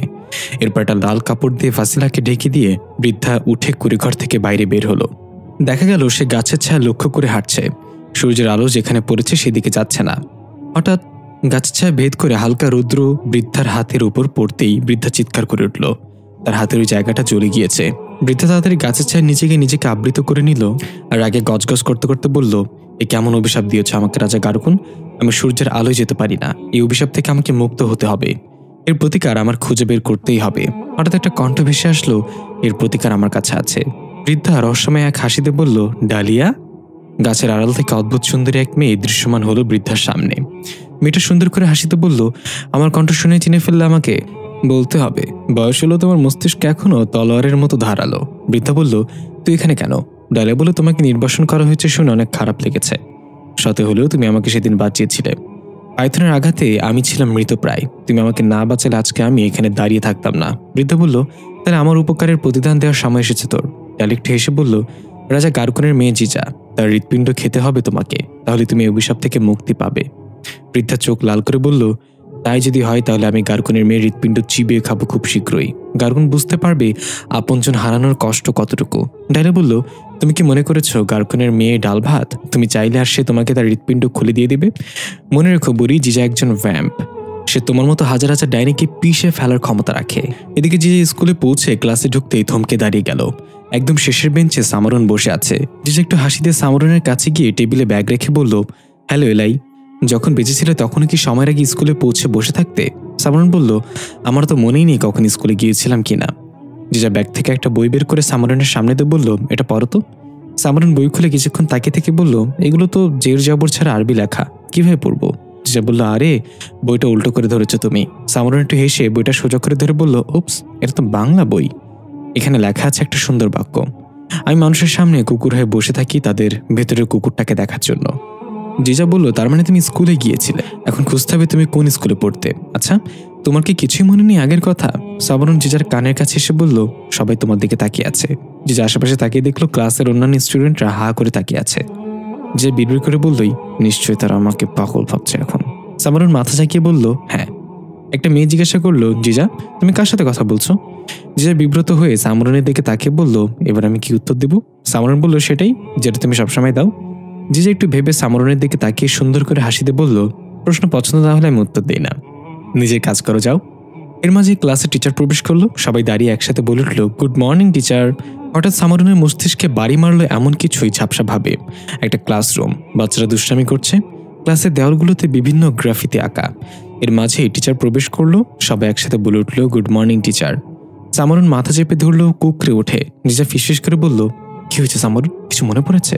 সামরন বলল, আমি আমার স্কুলের কিছু দৃশ্য দেখতে পেয়েছি, আমি আমার ক্লাসমেটদের দেখতে পেয়েছি। ক্লাসরুমের দেয়াল সুন্দর সুন্দর গ্রাফিতি করা। টিচারকে সবাই গুড মর্নিং জানিয়েছে। যে বলল, বাহ, দারুণ ইনফরমেশন কালেক্ট করেছ, আশা করি 20 থেকে 25 বছরের মাঝে তোমার সেই স্কুলের খোঁজ পেয়ে যাবে। সামরন ভুরকুচকে বলল, মজা করছো কেন? যে বলল, তো কি করবো, আশেপাশে তাকিয়ে দেখো এই ক্লাসরুমে সুন্দর সুন্দর গ্রাফিতি আঁকা আছে, এখানেও টিচারকে গুড মর্নিং বলা হয়, এখানেও বাচ্চারা দুষ্টামি করে, তাহলে কি তুমি এই স্কুলে পড়েছ? সামরন মুখ বাঁকিয়ে অভিমান করে চলে যেতে লাগলো। জিজা ফিসফিস চিৎকার করে বলল, এই কোথায় যাচ্ছ, দাঁড়াও। সামরন কিছু ধমক দিয়ে বলে উঠল, আমার ক্লাসে ফিসফিস করে কে কথা বলে? জিজা চুপ হয়ে গেল। টিচার তার মতো করে পড়িয়ে যাচ্ছে, কিন্তু জিজা জানালা দিয়ে উকি মেরে সামরনকে খুঁজে যাচ্ছে আর মনে মনে ভাবছে, মেয়েটার সাথে মজা করা ঠিক হয়নি, এখন কোথায় গেল, ধুর, ভাল লাগে না কিছুই। ভাবতে ভাবতে জানালার দিক থেকে চোখ সরিয়ে সামনে তাকাতে দেখলো টিচার নাকের ডগায় চশমা দিয়ে চোখ রাঙিয়ে তাকিয়ে আছে সামনে দাঁড়িয়ে। জিজা হি হি করে বলদের মতো হেসে বলল, গুড নাইট টিচার। টিচার ধমক দিয়ে বলল, তোমার মন কোথায় জিজা, পড়ায় মন দিচ্ছ না কেন? জিজা বলল, টিচার আমার ওয়াশরুমে যেতে হবে একটু, যদি অনুমতি দেন। টিচার বলল, এইভাবে তো যেতে দিব না, যে কোনো একটা প্রশ্নের উত্তর দিয়ে তারপর যেতে হবে। জিজা বলল, তাড়াতাড়ি প্রশ্ন করেন টিচার, চুটকি মেরে উত্তর দিয়ে দিব। টিচার বলল, আচ্ছা দেখা যাক, বলো রণসঙ্গীতের রচয়িতা কে? জিজা মাথা চুলকে একটু ভেবে বলল, ফারহানা বেগম। স্টুডেন্টরা সবাই হু হু করে হেসে দিল। টিচার ধমক দিয়ে সবাইকে থামিয়ে বলল, এটা কেমন উত্তর? রণসঙ্গীতের রচয়িতা হলেন কাজী নজরুল ইসলাম, আর ফারহানা বেগম তো আমার নাম। জিজা বলল, আমার পরীক্ষার খাতায় নাম্বার দিবেন আপনি টিচার, কাজী নজরুল আঙ্কেলকে প্রমোট করে আমার লাভ কি? আমার কাজে তো আপনিই রণসঙ্গীতের রচয়িতা। টিচার এবার হেসে দিল আর বলল, যাও তাড়াতাড়ি এসো। জিজা তাড়াতাড়ি করে ক্লাস থেকে বের হয়ে গেল। টিচার জিজার চলে যাওয়ার দিকে তাকিয়ে বলল, এই মেয়ে কোনো সাধারণ মেয়ে না। জিজা বাইরে এসে সব জায়গায় সামরনকে খুঁজতে লাগলো। পুকুর পাড় থেকে শুরু করে ওয়াশরুম, সব জায়গায় তন্ন তন্ন করে খুঁজেও সামরনকে পাওয়া গেল না। জিজা হতাশ কণ্ঠে ক্লাসে ফিরে যাচ্ছিল, তখনই সামরনের কণ্ঠে ভেসে এলো, এলাই। জিজার সাথে সাথে পেছনে তাকিয়ে দেখলো এক কুৎসিত দেখতে বৃদ্ধা সামরনকে পা ধরে উল্টো করে ঝুলিয়ে বিদঘুটে ভাবে হাসতে হাসতে নিয়ে যাচ্ছে স্কুলের পরিত্যক্ত ভবনের দিকে। এটা দেখে জিজার চোখগুলো সমুদ্রের পানির মতো নীল হয়ে জলজল করতে লাগলো। প্রচণ্ড রেগে হাতের মুষ্টি বন্ধ করে ফেলল। দৃশ্য চলে এলো পরিত্যক্ত ভবনের ভেতর। বৃদ্ধা ছোট্ট সামরনের থুতনি চেপে ধরে কর্কশ গলায় বলতে লাগলো, আমার মেয়ে কফিনের ভেতর শুয়ে আছে, আর তুই দিব্যি ঘুরে বেড়াচ্ছিস এখানে। পুরোপুরি ভাবে কবে প্রবেশ করবি আমার মেয়ের মাঝে বল? সামরন কোকড়াতে কোকড়াতে বলল, তুমি আমাকে ধোকা দিয়েছো বুড়ি, আমি আর তোমার কথা শুনবো না, আমি নিজের পরিচয় নিজেই খুঁজে বের করব। বৃদ্ধা প্রচণ্ড রেগে আরও জোরে সামরনের থুতনি চেপে ধরে বলল, আমার মেয়েকে তোর আত্মা সম্পূর্ণভাবে দান করে দে। আমি তোরে কথা দিলাম, তোর পরিচয় পেয়ে গেলেই তোর আত্মা আমার মেয়ের শরীর থেকে মুক্তি করে দিব। আমি ছাড়া তোকে কি সাহায্য করবে শুনি? পেছন থেকে জিজা বলল, আমি। বৃদ্ধা অবাক হয়ে পেছনে তাকে জিজাকে দাঁড়িয়ে থাকতে দেখে তাচ্ছিল্যের হাসি এসে বলল, তাহলে এই বাচ্চা মেয়ে তোকে সাহায্য করবে? কথা শেষ না হতেই এক ঝটকায় বিদ্যুৎ বেগে এসে জিজা বৃদ্ধাকে ধাক্কা দিয়ে পরিত্যক্ত ভবনের নড়বড়ে দেয়ালগুলো ভেঙে ছুঁড়ে ফেলে বলল, প্রথমে তো আমার এলাইকে ছেড়ে কথা বলো বুড়ি, আর দ্বিতীয়ত এই বলে আবার বিদ্যুৎ বেগে গিয়ে মুখ থুবড়ে পড়ে থাকা বৃদ্ধার বুকের ওপর হাঁটু দিয়ে চাপা দিয়ে বলল, আমাকে বাচ্চা ভেবে ধোকায় পড়ো না। বৃদ্ধা প্রচণ্ড রেগে গড়গড় করতে লাগলো। তার মুখের দুই পাশ ভেদ করে লম্বা সুচালো দাঁত বের হয়ে এলো। জিজা বৃদ্ধার মুখে ঘুষ দিয়ে দাঁত দুটো ভেঙে ফেললার বলল, ও তাহলে তুমিই রক্ত চোষা ডাইনি। বৃদ্ধা ব্যথায় কাতরাতে কাতরাতে বলল, তুই আসলে কে? যে কিছু বলতে যাবে তার আগে বৃদ্ধা তার পুরো শরীর দিয়ে জিজাকে বুকের উপর থেকে ছিটকে ফেলে হাসতে হাসতে হাওয়ায় মিলে গেল। যে উঠে শরীর ঝাড়াতে ঝাড়াতে বলল, বেঁচে গেল আজ, তবে পরের বার ভুল হবে না। এই বলে সেখানে দাঁড়িয়ে থাকা সামরনের হাত ধরে পরিত্যক্ত ভবনের বাইরে এসে বলল, কে ছিল এই বুড়ি, আর সে তোমাকে কি সাহায্য করার কথা বলছিল? সামরন একটু ইতস্তত বোধ করে বলল, না মানে আমি একটা ভুল করে ফেলেছি। জিজা সামরনের কাঁধে হাত দিয়ে বলল, আমাকে সবকিছু বলো, আমার কাছে কিছু গোপন করলে সেটা তোমার জন্য খারাপ হবে। এলাই রাতের দৃশ্য। বৃদ্ধা ব্যথায় কাতরাতে কাতরাতে তার কুড়ে ঘরে প্রবেশ করলো। একটা জায়গায় ক্লান্তি নিয়ে বসে কাপা কাপা গলায় ডাক দিল, ভাসিলা। বাতাসের বেগে হাজির হলো ভাসিলার, বলল, মা তোমার কি হয়েছে? এই অবস্থা কি করলো বলো আমাকে। বৃদ্ধা বলল, আমার তাজা রক্ত লাগবে, আমি দুর্বল হয়ে যাচ্ছি ভাসিলা, আমাকে তাজা রক্ত এনে দে। ভাসিলা পাশেই লোহার কাছা থেকে একটা বন্য খরগোশ এনে বৃদ্ধাকে দিল। দেখা গেল খাঁচার ভিতর আরো অনেক ধরনের পাখালি আর ছোট ছোট পশু আটকে রাখা হয়েছে। বৃদ্ধা এক টানে ভাসিলার হাত থেকে খরগোশটা নিয়ে নিজের সুজলা দাঁত বের করে তার ঘাড়ে বসিয়ে চুকচুক করে রক্ত চুষে খেতে লাগলো। ভাসিলা অবাক হয়ে তাকিয়ে আছে। রক্ত খাওয়া শেষে খরগোশের মৃতদেহটা ছুঁড়ে ফেলে দিয়ে টান হয়ে শুয়ে পড়ল চোখ বন্ধ করে। ভাসিলা বলল, কার মুখোমুখি হয়েছিল মা? বৃদ্ধা চোখ বন্ধ করেই বিড়বিড় করে বলল, জানি না। ভাসিলার কথা না বাড়িয়ে বলল, তুমি বিশ্রাম নাও, আমি তোমার জন্য মানুষের রক্তের খোরাক জোগাড় করে আনছি। এই মুহূর্তে তোমার শরীর মানুষের রক্ত চায়। দৃশ্য পরিবর্তন। সামরন সেই সবুজে ঘেরা মাঠে রং বেরঙের উড়ন্ত প্রজাপতির সাথে লাফিয়ে লাফিয়ে খেলা করছে আর খিলখিল করে হাসছে। হঠাৎ দেখা মিলল সেই রাজকীয় পোশাক পরিহিত মেয়েটার। সে হাঁটতে হাঁটতে এদিকে এগিয়ে আসছে। সামরন তাকে দেখতে পেয়ে খুশি হয়ে দৌড়ে এগিয়ে গেল। মেয়েটা দুই হাত প্রসারিত করে সামরনকে বুকে টেনে নিল হাঁটু গেড়ে বসে। তারপর মিষ্টি কণ্ঠে জিজ্ঞাসা করলো, কেমন আছো মাই লিটল অ্যাঞ্জেল? সামরন হাসিতে বলল, আমি অনেক ভালো আছি আজ। মেয়েটা সামরনের হাত ধরে হাঁটতে হাঁটতে খুব সুন্দর একটা গাছের নিচে গিয়ে থামলো। গাছটার পাতাগুলো চকচকে স্বর্ণালী রঙের। মেয়েটা আসন পেতে বসে সামরনকে সামনে বসতে বলল। সামরন তার সামনে বসে বলল, তুমি কি জানো আমি কে? আমি এখানে কিভাবে পৌঁছালাম?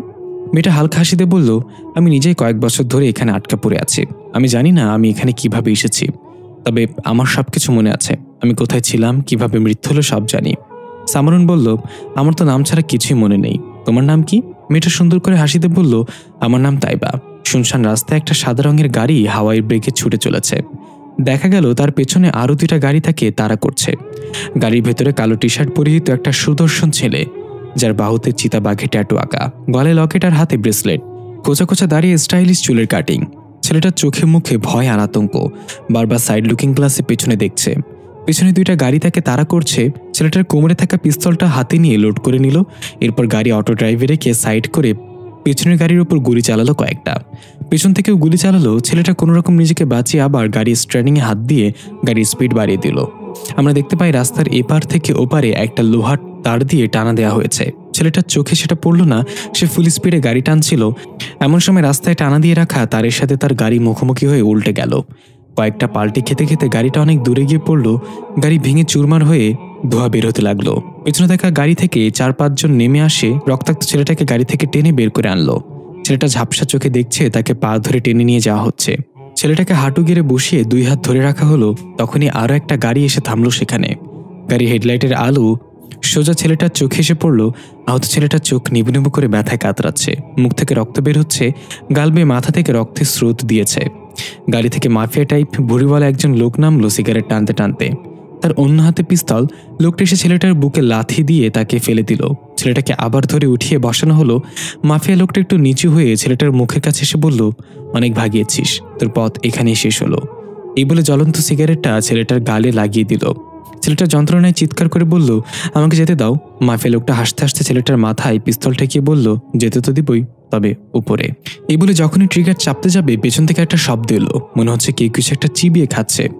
মাফিয়া লোকটা সহ সবাই পেছনে তাকে দেখলো গাড়ির সামনে ডিক্কির উপরে পা ঝুলে একটা লাল ড্রেস পরা মেয়ে বসে আছে, আর তার হাতে একটা কাঁচা মাংসের খণ্ড। আহত ছেলেটা ঝাপসা চোখে ভালো করে মেয়েটার চেহারা দেখতে পারেনি। এটা দেখে মাফিয়া লোকটা ছেলেটাকে মাথায় আঘাত করে ফেলে দিল। ছেলেটা জ্ঞান হারিয়ে পড়ে গেল নিচে। এরপর কর্কশ গলায় মেয়েটাকে বলল, এই মেয়ে, কে তুই?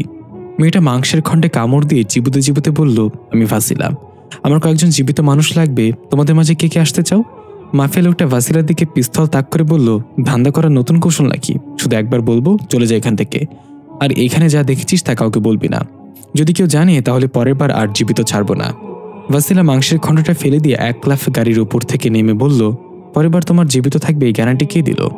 এবার মাফিয়া লোকটা প্রচন্ড রেগে ভাসিলাকে টার্গেট করে ট্রিগার চেপে দিল। মাফিয়া লোকটা চেলাপেলারা হা করে তাকিয়ে আছে। মাফিয়া লোকটার হাত কাঁপছে আর চোখ বড় করে অবাক হয়ে তাকিয়ে আছে ভাসিলার দিকে। দেখা গেল ভাসিলা পিস্তলের বুলেটটা হাত দিয়ে ধরে ফেলেছে আর মুখে পৈশাচিক এক হাসি। মাফিয়া লোকটা ভয়ে ভয়ে জিজ্ঞাসা করলো, কি আসলে কি জিনিস? ভাসিলা বুলেটটা ফেলেতে বলল, এমনিতে তো আমি ভাসিলা, তবে আজ তোমাদের জন্য আমি মৃত্যু। এই বলে মুখের দুই পাশ দিয়ে দুটো সুচালো দাঁত বের করলো ভাসিলা। মাফিয়া লোকটা সহ তার চেলাপেলারা ওই আহত ছেলেটাকে ছেড়ে দিয়ে এলোপাতাড়ি গুলি চালাতে লাগলো ভাসিলাকে লক্ষ্য করে। ভাসিলা বিদ্যুৎ বেগে এক জায়গা থেকে আরেক জায়গায় সরে যাচ্ছে। চোখের পলকে একজনকে মেরে ছুঁড়ে পিস্তল ফাঁসিয়ে দিল।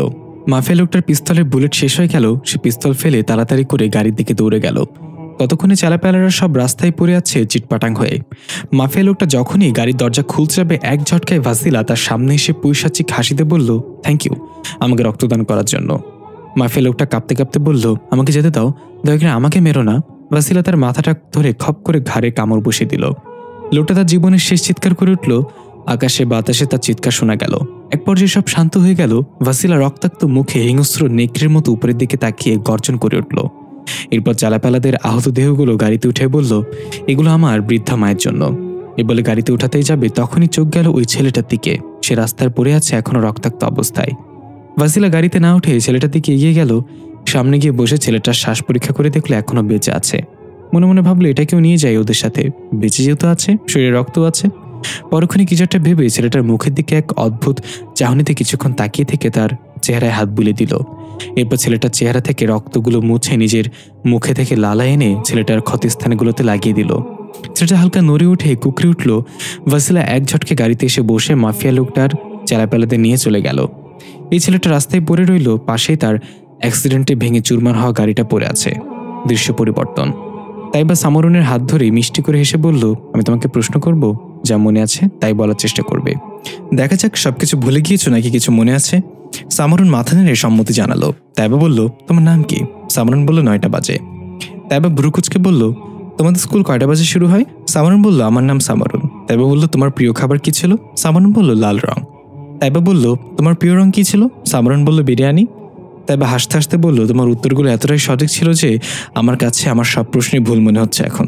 সামরুন ফিক করে হেসে তাইবার গালে স্পর্শ করে বলল, বেঁচে থাকতে সুন্দর হওয়ার জন্য কোন সোনা ব্যবহার করতে? তুমি দেখতে একদম ঘোড়ায় চড়া রাজকুমারের জন্য অপেক্ষা করতে থাকা রাজকুমারীর মতো। আচ্ছা, তুমি কি সত্যি কোনো রাজকুমারী ছিলে?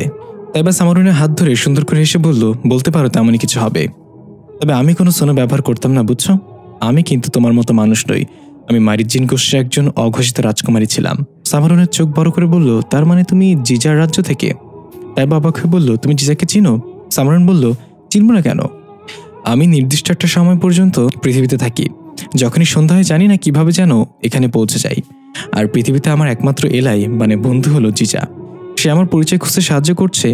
তাই একটু চিন্তিত চেহারা বলল, তার মানে পৃথিবীতে তুমি শুধু দিনের বেলাতে যেতে পারো, রাতের বেলা তোমার জন্য অন্য কেউ হয়ে যেতে হয় পৃথিবীতে? সে কে? সামরুন একটু আমতামতা করে বলল, সে ভাসিলা। তাই এবার আরো বেশি অবাক হয়ে সামরুনের হাত ধরে বলল, ভাসিলা মানে ঘোল রাজ্যের সেই কুখ্যাত ডাইনি মেয়ে? সামরুন মাথা চুলকে বলল, এত কিছু জানি না আমি, তবে হ্যাঁ, ভাসিলা এক কুৎসিত ভয়ানক দেখতে এক বুড়ির মেয়ে। তাইবা বলল, সে তোমাকে কোথায় পেল? কি চুক্তি করেছো তার সাথে? ভাসিলার মাঝে তোমার আত্মা কিভাবে প্রবেশ করলো? দৃশ্য পরিবর্তন। জিজা সোফায় টান হয়ে শুয়ে টিভি দেখছিল। জানাতার রুম থেকে বেরিয়ে এসে বলল, টিভি সাউন্ড কমিয়ে দেখা যায় না জিজা? আমি তো ঘুমাচ্ছিলাম। জিজা আর চোখে জানাতের দিকে তাকিয়ে বলল, খোঁজ নিয়ে দেখো, এখনো হাঁস মুরগিও ঘুমায়নি আর তুমি ঘুম এসে পড়েছ। এই জন্যই পাইথন তোমাকে পাত্তা দেয় না। জানাত রেগে গিয়ে বলল, বান্দর, ঘড়ির দিকে তাকিয়ে দেখ কয়টা বাজে, রাত 2টা বেজে গিয়েছে। এতক্ষণে হাঁস মুরগি ডিম তৈরি করার প্রক্রিয়া সম্পন্ন করে নাক ডেকে ঘুমাচ্ছে। জিজা হাই তুলতে তুলতে বলল, রাত 2টা তোমাদের মতো গরিবের কাছে গভীর রাত, কিন্তু আমাদের মতো বড়লোকের কাছে সন্ধ্যা মাত্র। জানাত হনহন করে হেঁটে গিয়ে জিজার পায়ের কাছে বসে বলল, কে বড়লোক? যে চোখ দিয়ে নিজেকে ইশারার দিকে করলো। জানাত বলল, যেই ঘরে সিঙ্গারা ভাঙিয়ে ভেতর থেকে আলু বের করে সেই দিয়ে আবার তরকারি রান্না করে সে নাকি বড়লোক। নিজে হাসবো নাকি মানুষ ভাড়া করে হাসার জন্য আনবো? জিজা টিভি রিমোট দিয়ে জানাতের হাতে বাড়িতে বলল, সিঙ্গারা বানানোর সময় আলু লাগে, বানানো হয়ে গেলে আলুর কাজ কি? শুধু শুধু আলু অপচয় করে লাভ আছে কোনো? তাই সেই আলু দিয়েই তরকারি রান্না করি। বড়লোক হতে পারি, তবে অপচয়কারী নয়। আমি তো এত বড় লোক না যে সামান্য কাশি হলেও আইসিইউতে ভর্তি হই। ছোটখাটো চিকিৎসা আমি এমনি নেই না। জানাত বলল, তোর চাপার উপর দিয়ে ট্রেন গেলেও কিচ্ছু হবে না রে মা, এখন দয়া করে টিভি সাউন্ড কমিয়ে দে, আমি একটু ঘুমাই। জিজা ঠাস করে রিমোট আছাড় দিয়ে ভেঙে ফেলার বলল, সাউন্ড তো কমবে না, চাইলে আমি তোমার কান কেটে দিতে পারি যাতে টিভির সাউন্ড তোমার কানে না যায়।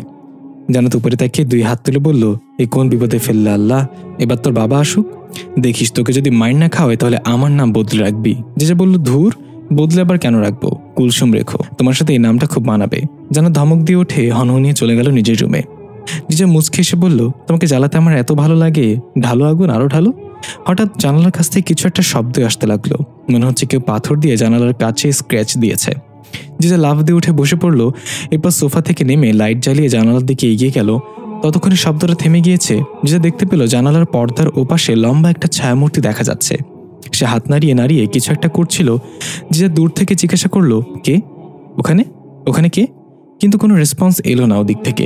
জিজা এবার একটু রেগে হনহন করে গিয়ে এক টানে জানালার পর্দাটা সরিয়ে ফেললো। অবাক হয়ে দেখলো এখানে তো কেউ নেই, তাহলে ওটা কি ছিল? হঠাৎ জিজার সামনে একটা বাতাস বয়ে গেল। জিজার চুলগুলো উঠতে লাগলো, মনে হলো কেউ বুঝি খুব দ্রুত বেগে সামনে দিয়ে চলে গেল। জিজা নিজের গালে হালকা ব্যথা অনুভব করতে লাগলো। হাত দিয়ে গালে স্পর্শ করে আঙ্গুলের মাথার দিকে তাকিয়ে দেখলো নীল রঙের তরল লেগে আছে। এটা জিজার রক্ত, তার মানে কেউ বাতাসের বেগে এসে জিজার গাল কেটে দিয়েছে। জিজার রক্তটা আঙ্গুলে ডলতে ডলতে মুচকে এসে বলল, তাহলে আমার সাথে হাইড অ্যান্ড সিক।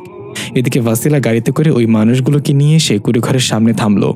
গাড়ির শব্দ পেয়ে ভেতর থেকে বৃদ্ধা আতঙ্ক ভরা গলায় বলল, কে কে এসেছে এত রাতে? ওয়াসিলা গাড়ি থেকে নেমে একটা আদমরা লোককে এক হাতে টানতে টানতে নিয়ে ঘরে প্রবেশ করে লোকটাকে বৃদ্ধার দিকে ছুঁড়ে মেরে বলল, আমি এসেছি। বৃদ্ধা বলল, কি করেছিস তুই? এটা কে? ওয়াসিলা বলল, এটা তোমার রাতের খোরাক। গাড়িতে আরো 4 জন আছে, তাদেরকে খাঁচায় বন্দি করে রাখবো, সময় মতো নিজের খোরাক পূরণ করে নিও। বৃদ্ধা রেগে বলল, তোকে না বলেছে সব না করতে? তুই এখনো প্রস্তুত না? সামরন তোকে শুধু রাতের জন্য আত্মাদান করেছে, দিনের বেলা তুই মৃত। আগে পুরোপুরিভাবে সামরনের আত্মা নিজের মধ্যে আয়ত্ত করে নে, তারপর যা খুশি তা করিস। ওয়াসিলা রেগে গিয়ে এক ঝটকায় বৃদ্ধার চোখের কাছে চলে আসলো। বৃদ্ধা ভয় পেছনে পড়ে গেল। ওয়াসিলা বলল, আমি জানি আমার কি করতে হবে। তোমার ভুলের জন্য আমি আজ অর্ধমৃত হয়ে এই নরকখ্যাত পৃথিবীতে এসে পড়ে আছি। আমাকে শেখাতে এসো না। বৃদ্ধা ঝাঁঝালো কণ্ঠে বলল, আমি তোর মা, আমি জানি তোর জন্য কোনটা ভালো কোনটা খারাপ। এই পৃথিবীর মানুষদের তুই চিনিস না, এরা আমাদের চেয়েও বেশি ভয়ানক হয়। বুকে টেনে নিয়ে রুহু বের করে নিয়ে যাবে, তুই টেরও পাবি না। ওয়াসিলা আর কোনো কথা না বলে সোজা হন হন করে বের হয়ে গেল ঘর থেকে। বৃদ্ধা পেছন থেকে ডাকতে লাগলো, ওয়াসিলা, একটু পর সকাল হয়ে যাবে, ফিরে আয়, এখন বাইরে যাস না। কিন্তু ওয়াসিলা কোনো কথা না শুনে গাড়ি থেকে বাকি আধমরা দেহগুলো নামিয়ে খাঁচায় রেখে গাড়িতে উঠে ফুল স্পিডে টান দিল। পরের দিন সকালে স্কুটি করে জান্নাতের সাথে স্কুলে পৌঁছেছে জিজা। ক্লাসমেটরা জিজাকে দেখে হাই জানাচ্ছে। জান্নাত বলল, বা 2 দিনই সবাইকে আপন করে নিয়েছিস? জিজা বলল, এটা আমার স্পেশাল পাওয়ার, মানুষকে খুব তাড়াতাড়ি আপন করে নেই, সবার সাথে মিশে যাই খুব সহজে। জান্নাত বলল, তোর বয়স এটা ঠিক আছে, কারণ তোর দুষ্টামি খরচ, কিন্তু বেইমানি না। যখন বড় হইবি তখন এই অভ্যাসটা বদলে ফেলিস, তুই খুব সহজে মানুষকে আপন করে নিবি, মানুষ থেকে সস্তা ভাবা শুরু করবে। পরিশ্রমবিহীন হীরাও মানুষের কাছে ইটের টুকরো। জিজা মাথা নুয়ে বলল, মনে থাকবে তোমার কথা, আমি যাই এবার, সাবধানে ফিরে যাও বাসায়, আর বিকালে টাইম মতো আসবে কিন্তু। জান্নাত জিজার কপালে চুমু দিয়ে স্কুটি স্টার্ট করে বাইক বলে চলে যেতে লাগলো। জিজা স্কুলে প্রবেশ করতে লাগলো স্লো মোশনে। যখনই জিজা স্কুলের গেটে পা রাখলো, হঠাৎ পেছন থেকে বিকট একটা শব্দ এলো। জিজা আতকে উঠে পেছনে তাকিয়ে চোখ বড় করে কান্না জড়িত কণ্ঠে চিৎকার করে উঠল, জান্নাত আন্টি। দেখা গেল বাসের ধাক্কায় জান্নাত স্কুটি সহ হাওয়ায় ভেসে উড়ে গিয়ে বৈদ্যুতিক খুঁটির সাথে বাড়ি খেয়ে নিচে পড়ে গেল। ইমার্জেন্সি সাইরেন বাজিয়ে হাসপাতালের সামনে একটা অ্যাম্বুলেন্স এসে থামলো। দূরে 2জন ওয়ার্ড বয় বের হয়ে আসলো। অ্যাম্বুলেন্সের ব্যাকডোর খুলে অক্সিজেন মাস্ক পরানো জান্নাতের রক্তাক্ত দেহটা নামানো হলো। ফ্লোর টেবিলে করে জান্নাতকে দ্রুত অপারেশন থিয়েটারের দিকে নিয়ে যাওয়া হচ্ছে। জিজা জান্নাতের হাত তখনও শক্ত করে ধরে আছে। নীলচে চোখগুলো আজ অশ্রু সিক্ত জিজার। অপারেশন থিয়েটারের সামনে জিজাকে থামিয়ে দেওয়া হলো। জিজা জোর করতে লাগলো, আমি ভেতরে যাব, প্লিজ আমাকে অনুমতি দেন। আন্টিকে একা ছাড়বো না। ডাক্তার সহ নার্স জিজাকে অনেক বুঝিয়ে শুনে বাইরে রেখে জান্নাতকে অপারেশন থিয়েটারে নিয়ে গেল। জিজা ভাঙা ভাঙা পায়ে হেঁটে গিয়ে চেয়ারে বসে পড়ল। স্কুলের ইউনিফর্মটা রক্তে ভিজে আছে। জিজা 2 হাত দিয়ে চেহারা চেপে ধরে ভাবতে লাগলো, স্কুলের সামনে তো স্পিড ব্রেকার আছে 2টা, ওই জায়গায় সব গাড়ি বা বাস লিমিটেড স্পিডে চলাচল করে, তাহলে ওই বাসের স্পিড এত বেশি ছিল কেন? হঠাৎ জিজার কাঁধে কেউ হাত রাখলো। জিজা চমকুটে পাশে তাকিয়ে দেখলো সামরন বসে আছে। জিজা কিছু না বলে কাঁধে হাত রাখা সামরনের হাতটা চেপে ধরে চোখের পানি ছেড়ে দিলেন। সামরন জিজার চোখের পানি মুছে দিয়ে বলল, যখন এটা হয়েছে আমি সেখানে ছিলাম। বাস ড্রাইভার জান্নাত আন্টিকে উড়িয়ে দিয়ে জানলা দিয়ে একবার পেছনে তাকিয়েছিল, তার মুখে রহস্যময় হাসি দেখতে পেয়েছি। এটা শুনে জিজার অশ্রুসিক্ত চোখগুলো নীল হয়ে গেল। রাগে গজগজ করতে করতে বলল, আমি যা ভাবছিলাম এটা কোনো অ্যাক্সিডেন্ট ছিল না, ইচ্ছে করেই কেউ জান্নাত আন্টিকে টার্গেট করেছে। ওই বাস ড্রাইভারকে খুঁজে বের করতে হবে। সামরন বলল, তোমার কি মনে হয় এতক্ষণ আমি লুডো খেলে এসেছি? আমি সেখান থেকে ওই বাসের পিছু নিয়েছি, আমি জানি তাকে কোথায় পাওয়া যাবে। জিজা বসা থেকে উঠে বলল, তাহলে যাওয়া যাক। এর মাঝে অপারেশন থিয়েটার থেকে ডাক্তার বের হলো হাতের গ্লাভস খুলতে খুলতে। জিজা তাড়াতাড়ি এগিয়ে গিয়ে বলল, আঙ্কেল আমার আন্টি কেমন আছে? ডাক্তার জিজার গালে হাত দিয়ে বলল, শান্ত হও মা অ্যাঞ্জেল, তোমার আন্টির মাথায় প্রচণ্ড আঘাত পেয়েছে। আমরা সর্বোচ্চ চেষ্টা করছি। 24 ঘন্টার মাঝে জ্ঞান না ফিরলে তাকে আর বাঁচানো সম্ভব হবে না। বাকিটা সৃষ্টিকর্তার ইচ্ছে। জিজা বলল, আঙ্কেল, আমি কি এখন আন্টিকে এক পলক দেখতে পারি? ডাক্তার বলল, নো মাই চাইল্ড, তাকে আইসিইউতে রাখা হয়েছে 24 ঘন্টার অবজারভেশনে। তোমার গার্ডিয়ান কোথায়? কাউকে খবর দাওনি? তোমার আন্টির আপনজনরা কোথায়? জিজা একটু চিন্তিত হয়ে বলল, আন্টির আপনজন বলতে এখন শুধু আমি আছি, আর একজন আছে, সে যদি এই খবর পায় তাহলে তার ক্রোধের সবকিছু পুরো ছাই হয়ে যাবে। দৃশ্য পরিবর্তন। মেঘাচ্ছন্ন আকাশ ভেদ করে পাহাড় পর্বত পার হয়ে কালো পানির সমুদ্রে ডলফিনের নাচ দেখে সবুজে ঘেরা বিশাল বিশাল গাছের জঙ্গলের উপর দিয়ে হলুদ রঙের পাখিরা সারিবদ্ধভাবে উড়ে যাচ্ছে। মাঠে অনেক অদ্ভুত দেখতে বাচ্চারা খেলা করছে, উড়ের মতো সুন্দরী মেয়েরা পাহাড়ের ঝর্ণায় কৌশল করছে। সবশেষে দেখা মিলল সাদা রঙের এক বিশাল রাজপ্রাসাদের, যার প্রধান ফটকে স্বর্ণালী অক্ষরে খোদাই করে লেখা ঘুল সাম্রাজ্য। রাজপ্রাসাদের দাসীরা পানপত্র হাতে খিলখিল করে হাসতে হাসতে হেঁটে যাচ্ছে। বুজুর্গ জিনরা বসে বসে গল্প করছে। সৈনিকরা তরবারি হাতে লড়াইয়ের ট্রেনিং নিচ্ছে। একজন লম্বা চড়া সুঠাম দেহের যুবক তাদের শিখিয়ে দিচ্ছে কিভাবে তরবারি চালাতে হয়। পাশ থেকে অন্য একজন সেনাপতির মতো পোশাক পরা যুবক ওই যুবককে ডাক দিয়ে বলল, পাইথন, অনেক তো নতুন তো শেখাচ্ছ, পারলে আমার সাথে তোমার তরবারির ধার দেখাও। সব সৈন্যরা দুই পাশে সরে গিয়ে মাঠ ফাঁকা করে দিল। পাইথন তরবারি কাঁধে নিয়ে হাসতে হাসতে বলল, ঠিক আছে, তাহলে আসো এডিসন, আমি খুব খুশি হব তোমার তরবারির নিচে ফেলতে পারলে। এডিসন তার তরবারির খাপ মুক্ত করে ময়দানে নেমে এল আর বলল, তোমার খুশি আমার সহ্য হয় না পাইথন। আশপাশ থেকে কেউ পাইথনের নামে স্লোগান দিতে লাগলো, আবার কেউ এডিসনের নামে। শুরু হলো দুজনের মাঝে তরবারির যুদ্ধ। দুজনের সামনে সামনে লড়াই করতে লাগলো। তরবারির আঘাতে আগুনের ফুলকি ছড়াতে লাগলো। এডিসন তার পুরো শক্তি দিয়ে পাইথনের গলা বরাবর আঘাত করলো। পাইথন খুব সহজেই নিজের তরবারি দিয়ে এডিসনের তরবারি ঠিকিয়ে দিল। দুজনের চোখ দিয়ে শক্তি খাটাতে লাগলো। এডিসনের চোখ লাল মুখ করে বলল, হার মেনে নাও পাইথন, তুমি আমার সাথে জিততে পারবে না। পাইথন একটু হেসে বলল, তুমি তো দেখি হারার আগে হার মেনে নিচ্ছ এডিসন, আর তোমার চোখ মুখ এমন লাল হয়ে গেল কেন? ডিম পারবে নাকি? এই বলে এক চিৎকার এডিসনের তরবারি 2 খণ্ড করে ফেলে নিজের তরবারির আঘাতে এডিসন ছিটকে দূরে গিয়ে পড়ল। পাইথনের নামে স্লোগানের পুরো ময়দান মুখরিত হলো। এডিসন রাগে মাটিতে থাপড়াতে লাগলো। পাইথন নিজের তরবারি এক কোপে মাটিতে গেঁথে এডিসনের দিকে এগিয়ে হাত বাড়িয়ে দিল। মন ছোট করো না এডিসন, তুমি ভালো লড়াই করেছো। এডিসন শান্ত হয়ে পাইথনের হাতে হাত রেখে উঠে দাঁড়িয়ে হাসিতে বলল, আমি একদিন তোমাকে ছাড়ে যাব পাইথন। পাইথন এডিসনের বুক চাপড়ে বলল, আমিও সেটা আশা করি ভাই। এর মাঝে একজন এসে বলল, সেনাপ্রধান পাইথন, রাজা গার্কুন আপনাকে দেখতে চাই। রাজপ্রাসাদের ভেতরের দৃশ্য। বিশাল আকৃতির এক সিংহাসনে রাজা গার্কুন বসে আছে। দুই পাশে 2 জন দাসী বড় বড় পাখা হাতে বসে আছে। ফটকের প্রহরী এসে মাথা নুইয়ে কুর্নিশ করে বলল, মহামান্য রাজা, সেনাপ্রধান পাইথন এসেছে, আপনার দেখা পেতে চাই। রাজা গার্কুন গম্ভীর গলায় বলল, তাকে অপেক্ষা করিও না, আসতে দাও। প্রহরী যথাজ্ঞা বলে চলে গেল। পাইথন দ্রুত হেঁটে এসে মাথা নুইয়ে কুর্নিশ করে বুকে হাত দিয়ে বলল, মহামান্য রাজা। রাজা গার্কুন সিংহাসন থেকে উঠে 1 পা 2 পা এগিয়ে করে এসে পাইথনের সামনে দাঁড়িয়ে বলল, পাইথন, তোমাকে একটা গুরুত্বপূর্ণ দায়িত্ব নিয়ে পৃথিবীতে যেতে হবে। পাইথন বলল, আপনার আদেশ আমার ওপর রাজা গার্কুন। রাজা গার্কুন সুন্দর করে হাসিতে বলল, সাথে আমার তরফ থেকে আমার ভ্যাম্প জিজার জন্য একটা তহফা নিয়ে যাবে। পাইথন রাজদরবার থেকে বের হয়ে এলো। নিজের কক্ষের দিকে যেতে যেতে ভাবতে লাগলো, অনেকদিন পর জান্নাতের সাথে দেখা হবে। আমাকে দেখলে কত খুশি হবে সে। এই জন্য সৈন্য তাড়াহুড়া করে পাইথনের কাছে এসে হাঁপাতে লাগলো। পাইথন চিন্তিত চেহারে জিজ্ঞাসা করলো, আশা করি খারাপ কোনো খবর নিয়ে আসেনি সৈনিক, কি হয়েছে? সৈনিক বলল, সেনাপ্রধান পাইথন, পৃথিবী থেকে খবর এসেছে, জান্নাত। পাইথন রাগান্বিত হয়ে সৈনিকের কলার ধরে জিজ্ঞেস করলো, কি হয়েছে জান্নাতের? দৃশ্য পরিবর্তন। জিজাজ সামারুন হাসপাতাল থেকে বের হচ্ছে। দেখা গেল অন্য আরেকটি অ্যাম্বুলেন্স এসে থামলো হাসপাতালের সামনে। ব্যাগডোর খুলে একটা আহত ছেলেকে নামানো হলো। তার বাহুতে চিতা বাঘের ট্যাটু দেখে আমরা বুঝতে পারি এটা কাল রাতের সেই ছেলেটা। জিজা চোখেও পড়ল ছেলেটার বাহুতে ট্যাটুটা। পাশ কাটে জিজা আর সামারুন চলে গেল। একটা জনমানব শূন্য ফাঁকা স্থানে গিয়ে জিজা আশেপাশে তাকিয়ে দেখলো কেউ আছে কিনা। সামারুন বলল, তুমি কি করতে যাচ্ছ? জিজা বলল, তুমি দেখে এসেছো সেই বাস কোথায় গিয়ে থেমেছে? আমাকে পথ দেখিয়ে নিয়ে যাও সেখানে। সামারুন বলল, আমি একা যেতে পারি মুহূর্তেই এক জায়গা থেকে আরেক জায়গায়, কিন্তু তোমাকে নিয়ে যেতে পারবো না। জিজা বলল, আমি কিন্তু পারবো, আমার স্পিড সম্পর্কে তোমার কোনো ধারণা নেই। হাত ধরো আমার এবং আমাকে পথ দেখাও, বাকিটা আমি দেখে নিচ্ছি। সামারুন জিজার হাত ধরল। জিজা বলল, আর ইউ রেডি? সামারুন মাথা নেড়ে বলল, অলওয়েজ। শুধু শো করে একটা বাতাসের শব্দ হলো। হাওয়ার বেগে জিজা চোখের পলকে নাই হয়ে গেল। রাস্তার পাশে এক লোক বাসে পত্রিকা পড়ছিল। তার সামনেতে জিজা বিদ্যুৎ বেগে চলে গেল। লোকটার হাত থেকে পত্রিকাটা উড়ে গেল বাতাসে। হা করে তাকিয়ে বলল, এটা কি হলো? আরেক লোক চায়ের দোকানে বসে চায়ে ফুক মারছিল। হঠাৎ এক দমকা হাওয়া বাতাসে তার চা ছিটকে গিয়ে তার মুখেই পড়ল। লোকটা চিৎকার করে উঠল। পথে এক প্রেমিক যুগল কিছু একটা নিয়ে ঝগড়া করছিল।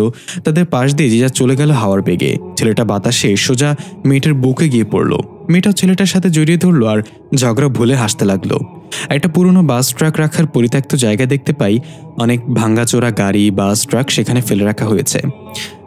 হাওয়ার রাফায়েতেরা এসে জিজা থামলো এই পরিত্যক্ত গাড়ির মর্গে। সামরন হাঁটুতে ভর দিয়ে দাঁড়াতে লাগলো এবং হাঁপাতে লাগলো। জিজা বলল, হাউ ওয়াজ দ্য রাইড আলাই? সামরন জিজার দিকে তাকিয়ে বলল, ভাড়া কত হয়েছে? জিজা একটু হেসে চারিদিকে তাকিয়ে বলল, এখানে তো সব পুরনো গাড়ি দেখা যাচ্ছে, তুমি কি নিশ্চিত সে বাস নিয়ে এখানে এসেছিল? সামরন হেঁটে হেঁটে একটু এগিয়ে গিয়ে চারপাশে তাকিয়ে একটা বাসের দিকে ইশারা করে বলল, ওই তো, এটাই সেই বাস। জিজা আর কিছু না বলে সোজা বাসের দিকে এগিয়ে যেতে লাগলো। সামরনও পিছু পিছু যেতে লাগলো। বাসে উঠে জিজা দেখলো ড্রাইভারের সিটে রক্ত লেগে আছে, আর পুরো বাসের সিট থেকে শুরু করে জানালার কাঁচ ভেঙে চুরে একাকার। দেখে মনে হচ্ছে বড় কোনো অ্যাক্সিডেন্ট হয়েছে। হঠাৎ সামরন ডাক দিয়ে বলল, জিজা এদিকে এসো। জিজা তাকিয়ে দেখলো একদম পেছনের সিটে একটা লোকের মাথা আলাদা করা রক্তাক্ত মৃতদেহ পড়ে আছে। সামরন বলল, এটাই বাস ড্রাইভার ছিল, কিন্তু তাকে মারলো কে? জিজা একটু আতঙ্কিত হয়ে বলল, সামরন, আমাদের এখনই যেতে হবে এখান থেকে। বলতে না বলতে এক অদৃশ্য শক্তি বাইরে থেকে বাসটা উড়িয়ে ছুঁড়ে ফেলে দিল। মাটিতে পড়ে বাসটা চুরমার হয়ে গেল ভেঙে। দেখা গেল এটা ডালিয়া ছিল। ডালিয়া পৈশাচিক এক হাসি দিয়ে চুরমার হওয়া বাসের দিকে এগিয়ে গিয়ে নিচে হয়ে জিজাকে খুঁজতে খুঁজতে বলল, আজকে ভ্যামকে মৃত্যুর স্বাদ গ্রহণ করাবো। কিন্তু বাসের ভেতরে কোথাও জিজা বা সামরন নেই। ডালিয়ার চোখের রং উড়ে গেল। পেছন থেকে জিজার কণ্ঠ, তোমার মা বাবা কি তোমাকে বলেনি এটা ভ্যামকে কখনো মারা যায় না? ডালিয়া চমকে উঠে পেছনে তাকিয়ে জিজা সামরনকে একসাথে দাঁড়িয়ে থাকতে দেখে বলল, আমি কোনো ভুল করিনি। ওই জান্নাত নামের মেয়েটা আমার কাছ থেকে পাইথনকে ছিনিয়ে নিয়েছে, শাস্তি তোকে পেতেই হবে। জিজা খুব শান্ত গলায় বলল, আমার বিশ্বাস হচ্ছে না তুমি এখনো বেঁচে আছো ডালিয়া। নিজ চোখে তোমাকে মরতে দেখেছিলাম সেদিন পাইথনের হাতে। ডালিয়া বলল, আমি কখনো মরবো না জিজা।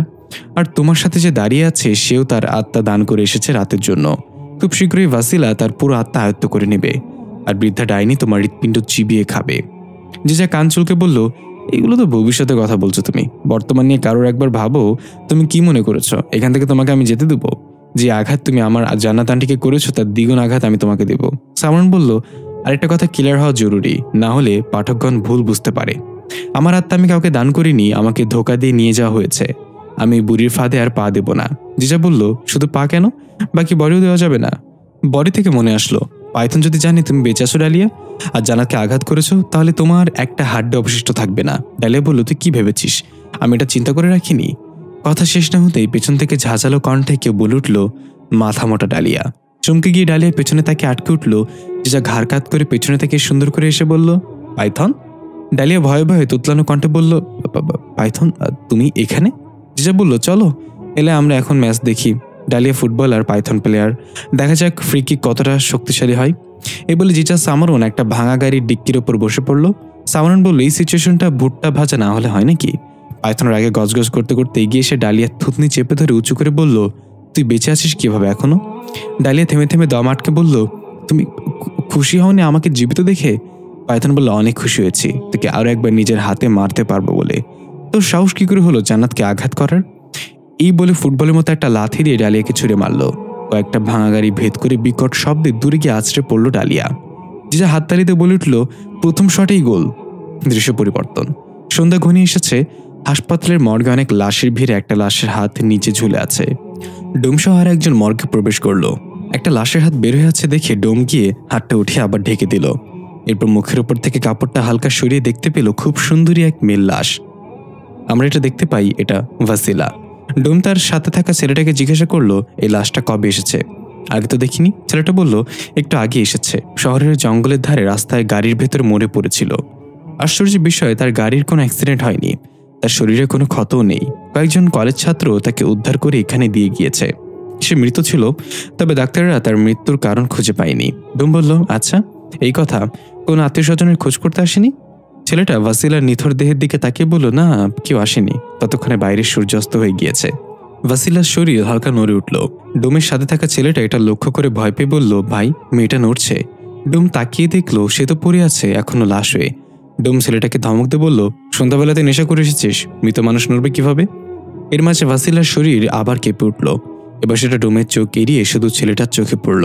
ছেলেটা আতঙ্কে পিছনে গিয়ে বলল, ভাই খোদার কসম ওই লাশ নড়ছে, দ্বিতীয়বার ভুল করতে পারে না। ডোম আবার তাকে দেখলো সে তো মৃত, কোনো নড়াচড়া করছে না। এবার বেশ রেগে গিয়ে ডোম ছেলেটাকে বকাঝকা শুরু করলো। ছেলেটা সেদিকে কান্না দিয়ে এক নজরে ভারত চোখে ভাসিলার দিকে তাকিয়ে আছে। হঠাৎ ছেলেটা ভয় ক্রন্দনরত চেহারায় বলল, ভাই একবার পেছনে দেখেন। বিরক্ত হয়ে ডোম পেছনে তাকিয়ে চোখ বড় বড় করে নিজেও ভয় আটকে উঠে চিৎকার করে উঠল। দেখা গেল ভাসিলা উঠে বসে আছে ভয়ানক এক ছাউনিতে। মর্গের এক কোণে পড়ে আছে ডোমের সাথে থাকা সেই ছেলেটার রক্তশূন্য দেহ। ডোম ভারত চেহারায় কাঁদতে কাঁদতে মর্গ থেকে বের হওয়ার জন্য দৌড় দিল। ভাসিলা রক্তমাখা মুখে তার সুচল দাঁত দুটো বের করে পাখির মতো উড়ে সোজা ডোমের ঘাড়ে গিয়ে কামড় বসিয়ে দিল। ডোম চিৎকার করতে চেয়েও পারল না। মুহূর্তে তার শরীরে সব রক্ত শুষে নিল ভাসিলা। এরপর তৃপ্তির ঢেকুর তুলে পৈশাচিকা খাসি দিয়ে লাশ দুটোকে টেবিলে উঠিয়ে সাদা কাপড় দিয়ে ঢেকে দিল। এরপর মুখে লেগে থাকা রক্ত মুছে স্বাভাবিক হয়ে মর্গ থেকে বের হয়ে গেল। দৃশ্য পরিবর্তন। সামরন আর তাইবা সেই গাছের ছায় বসে আছে। আজ সারাদিন পৃথিবীতে যা কিছু হয়েছে তার সবকিছু তাইবাকে এক এক করে বলছে সামারুন। সব শুনে তাইবা বলল, আচ্ছা তাহলে আজকে পাইথন এসেছিল পৃথিবীতে? অবশ্যই সে শুধু জান্নাতের জন্য আসেনি, তার জন্য অন্য কোনো উদ্দেশ্য আছে। সামারুন বলল, তা জানি না, তবে তুমি যদি আজকে দেখতে পাইথন তার পুরনো প্রেমিক ডালিয়াকে কিভাবে সাবান ছড়া ধুইছে, উফ, আমার তো ইচ্ছে করছে আবার হাইলাইটস দেখতে। তবে ডালিয়ার কপাল ভালো, সুযোগ পেয়ে ভেগে গিয়েছে। তাইবা সামরনের খুশি দেখে নিজেও হেসে দিয়ে বলল, তুমি বলছো যার কাছে আমার সাথে তোমার দেখা হয়েছে? সামরন বলল, না এখনো বলিনি, সারাদিনের ধকল এটা ভুলে গিয়েছিলাম, কাল অবশ্য বলবো। তাইবা বলল, বলার দরকার নেই, এটা যেভাবে আছে সেভাবে চলুক। মারিদ রাজ্যে এখন আমাকে একজন বিশ্বাসঘাতক হিসেবেই জানে সবাই। জিজা হয়তো আমার কথাগুলো শুনলে তোমার সাহায্য করবে না। আর সামরন বলল, না জিজা অনেক ভালো, তবুও তুমি যেহেতু না করেছো তাহলে বলবো না। আচ্ছা এখানে কি আমরা দুজন ছাড়া আর কেউ নেই? তাইবা বসা থেকে উঠে দাঁড়িয়ে বলল, আছে তো, চলো দেখা করে আসি তাদের সাথে। সামরন উঠে তাইবার হাত ধরে হাঁটতে লাগলো। সবুজে ঘেরা মাঠ পেরিয়ে একটা নীল পানির নহরের পার হয়ে চলতে লাগলো দুজন। পানির কলকল শব্দে শুনে সামরনের মস্তিষ্কে অতীতের কিছু একটা বাড়ি মারতে লাগলো। ঝাপসাভাবে সামরন দেখতে পেলে একজন মানুষকে নদীর পাড়ে সে দৌড়াচ্ছিল, চিৎকার করে ডাকছিল, সামু সামু, এই সামু। সামরন মাথা চেপে ধরে চিৎকার করে বসে পড়ল। তাইবা অস্থির হয়ে সামরনকে শান্ত করে বলল, কি হয়েছে? অতীতের কিছু মনে পড়েছে? সামরন বলল, আমি একজনকে দেখছি, মনে হচ্ছিল সে আমার অনেক কাছের কেউ, তাকে খুব চেনাচেন লাগছিল আমার, সে আমাকে সামু বলে ডাকছিল। তাইবা বলল, শান্ত হও, মস্তিষ্কে চাপ দিও না, ধীরে ধীরে সব মনে পড়বে। এই জায়গাটা মহাবিশ্বের পুরো মাঝে অবস্থিত। নির্দিষ্ট কিছু আত্মাই শুধু এখানে আসার অনুমতি পায়। যারা বেশিরভাগ আত্মা তাদের অতীত ভুলে যায়। চলো তোমাকে তেমন কিছু আত্মার সাথে পরিচয় করিয়ে দেব। দৃশ্য পরিবর্তন। পাইথন জান্নাতের হাত ধরে বেডের পাশে বসে আছে। জান্নাতের এখনও জ্ঞান ফেরেনি। স্ক্যান মেশিনে টুটটুট করে জান্নাতের হার্টবিট গণনা করা হচ্ছে। জিজা দরজার কাছে দাঁড়িয়ে আছে। পাইথন মলিন মুখে বলল, কখনো ভাবিনি তোমাকে এই পরিস্থিতিতে দেখতে হবে। একবার চোখ খুলে দেখো তো কে এসেছে। দেখো তোমার পাইথন এসেছে। আমার সাথে একটু কথা বলবে না? কথা দিচ্ছি আমি তোমাকে তখনও তোমারই থাকবো যখন আমি থাকবো না। এবার তো জানা চোখ খুলে দয়া করে। এর মাঝে ডাক্তার এসে বলল, দয়া করে পেশেন্টকে বিরক্ত করবেন না, হাতে এখনো 12 ঘন্টা সময় আছে, আশা করছি তার জ্ঞান ফিরবে। পাইথন চোখ লাল করে বলল, যদি তার জ্ঞান না ফিরে তাহলে তোমার জ্ঞান হারিয়ে যাবে ডাক্তার। এমনকি তোমাকে যে ডাক্তারি শিখিয়েছে আমি তাকেও ছাড়বো না, তাকে যে শিখিয়েছে তাকেও ছাড়বো না। তারপর তাকে যে শিখিয়েছে, যে দৌড়ে এসে পাইথনের মুখ চেপে ধরে বলল, থামো থামো, তুমি তো দেখি আজকে আমাদের পৃথিবীর সব ডাক্তারের নামটাই মুছে ফেলবে। আর শোনো, ডাক্তার আঙ্কেল তার সর্বোচ্চ চেষ্টা করছে, তুমি চিন্তা করো না আন্টি, ঠিক হয়ে যাবে।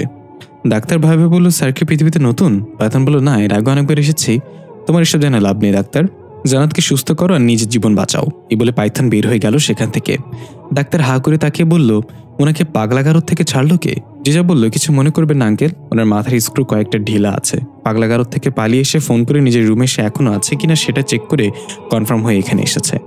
ডাক্তার একটু হেসে কিছু না বলে জান্নাতের হাতের নার্ভ চেক করলো, চোখ টানা দিয়ে দেখলো, তারপর একটা ইঞ্জেকশন স্যালাইনের ভেতর পুশ করে দিয়ে বলল, তার অবস্থার উন্নতি হচ্ছে, খুব শীঘ্রই জ্ঞান ফিরবে, চিন্তা করো না। আর ওই পাগলকে শান্ত থাকতে বলল।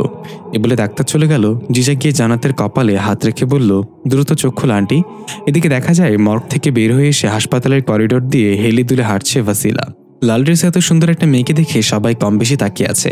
ভাসিলা মুচকি হেসে হেসে মনে মনে বলল, ইচ্ছে করছে এখানে থাকা সব কয়টার ঘাড়ে কামড় বসিয়ে দেই, রক্তের বন্যায় ভেসে যেতে মন চাচ্ছে। এগুলো ভাবতে ভাবতে চলে যাচ্ছিল, তখনই ভাসিলা থেমে গেল একটা কক্ষের সামনে দিয়ে যাওয়ার সময়। হালকা বাতাসে ভাসিলার চুলগুলো উঠছিল।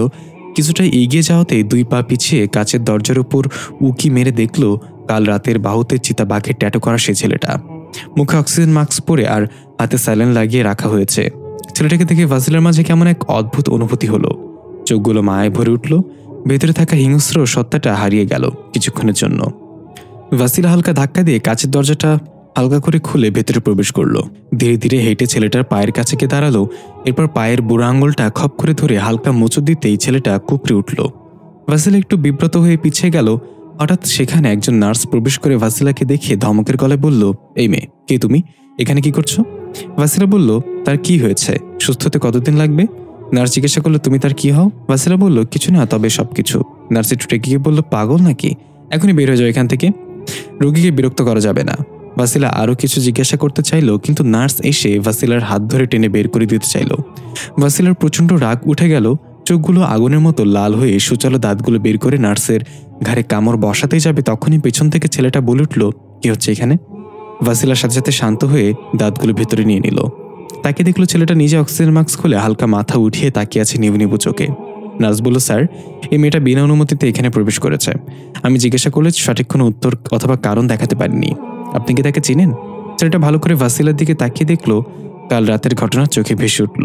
জ্ঞান হারানোর আগে গাড়ির ডিক্কির ওপর বসা একটা মেয়েকে দেখতে পেয়েছিলাম। তার চেহারা ঠিক মতো দেখা না গেলেও লাল ড্রেস পরা ছিল, সেটা মনে আছে। তার মানে এটা সেই মেয়ে। ছেলেটা নার্সকে বলল, আমি তাকে চিনি, সমস্যা নেই, আপনি যেতে পারেন, তাকে আসতে দিন। নার্স ভাসিলার হাত ছেড়ে দিয়ে ঠিক আছে বলে বের হয়ে গেল। ভাসিলা মুচকে সে এগিয়ে গেল ছেলেটার দিকে। ছেলেটা হাত বাড়িয়ে দিয়ে সুন্দর করে হেসে বলল, আমার নাম আতিশ। ভাসিলা একটু ইতস্তত বোধ করে হাত বাড়িয়ে দিয়ে বলল, আমি ভাসিলা। আতিশ বলল, নাইস টু ভেজ ইউ ভাসিলা, বসুন না এখানে। ভাসিলা বসতে বসতে বলল, নাইস টু মিট ইউ বলতে হয়, ভেজ ইউ মানে কি? আতিশ বলল, আমি ভেজিটেরিয়ান, তাই নো মিট অনলি ভেজ। ভাসিলা একটু হেসে বলল, সেই হিসাবে তো আমি ব্লাড টেরিয়ান। আতিশ হাসিতে বলল, তার মানে আপনি রক্ত খান? ভাসিলা বলল, না, আমি শাহরুখ খান।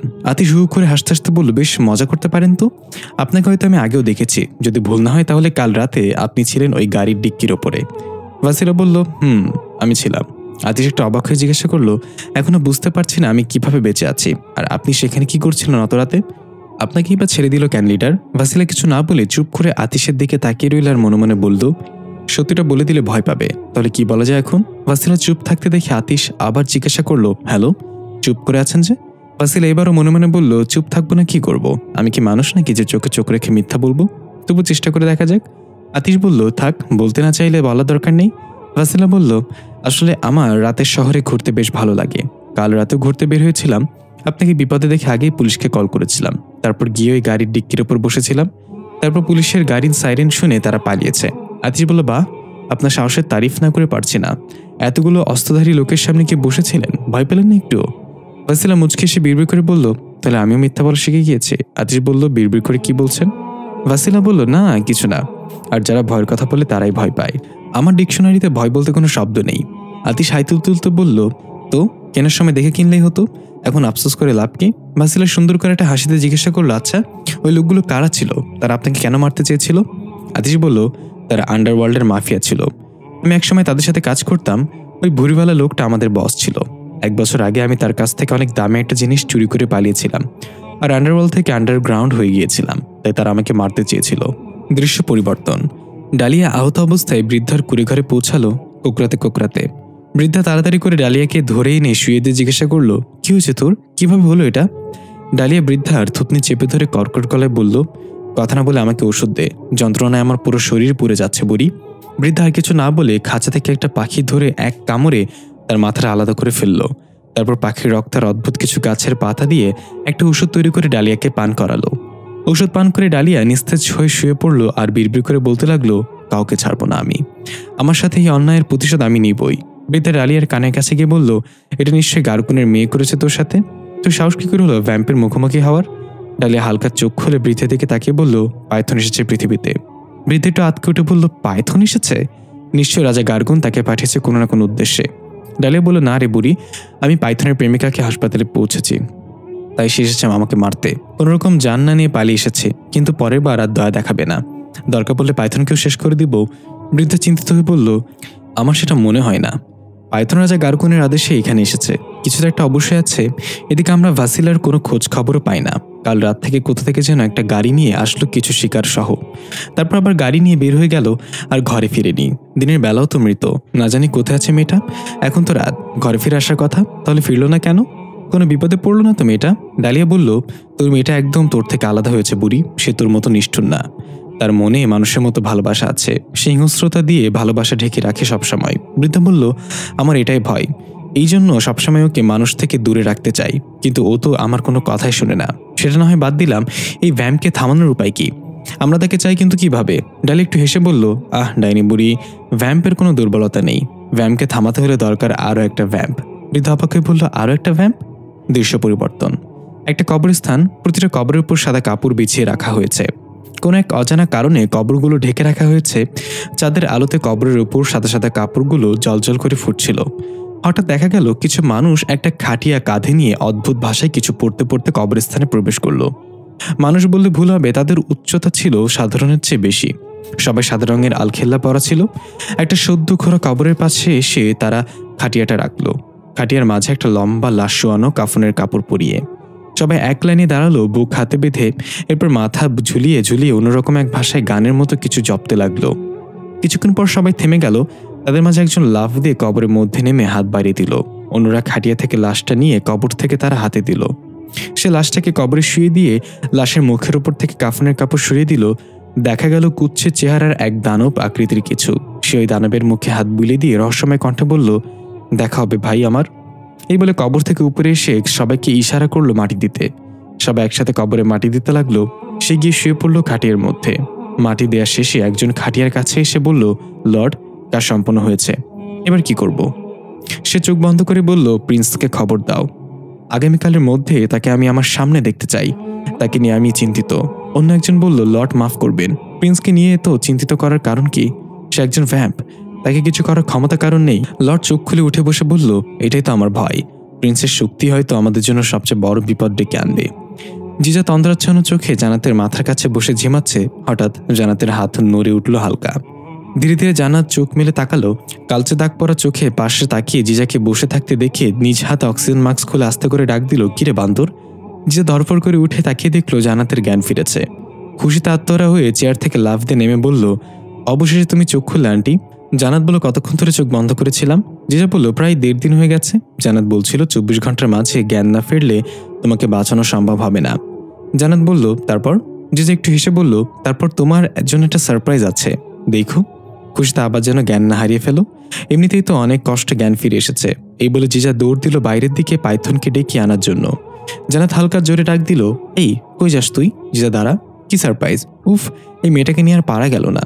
জিজা বের হয়ে হাসপাতালের করিডোর দিয়ে দৌড়ে আশেপাশে তাকিয়ে পাইথনকে খুঁজছে আর বিড়বিড় করে বলছে, এই প্রেমিক পুরুষটা গেল কোথায়? কই পায় এখন তাহাকে? হঠাৎ সেই ওয়ার্ড থেকে ভাসিলা বের হলো। জিজাও ঘটনাক্রমে ওই ওয়ার্ডের সামনে দিয়ে যাচ্ছিল দৌড়ে। ভুলবশত দুজন মুখোমুখি হয়ে যায়। জিজা সোজা গিয়ে ভাসিলার সাথে ধাক্কা খায়।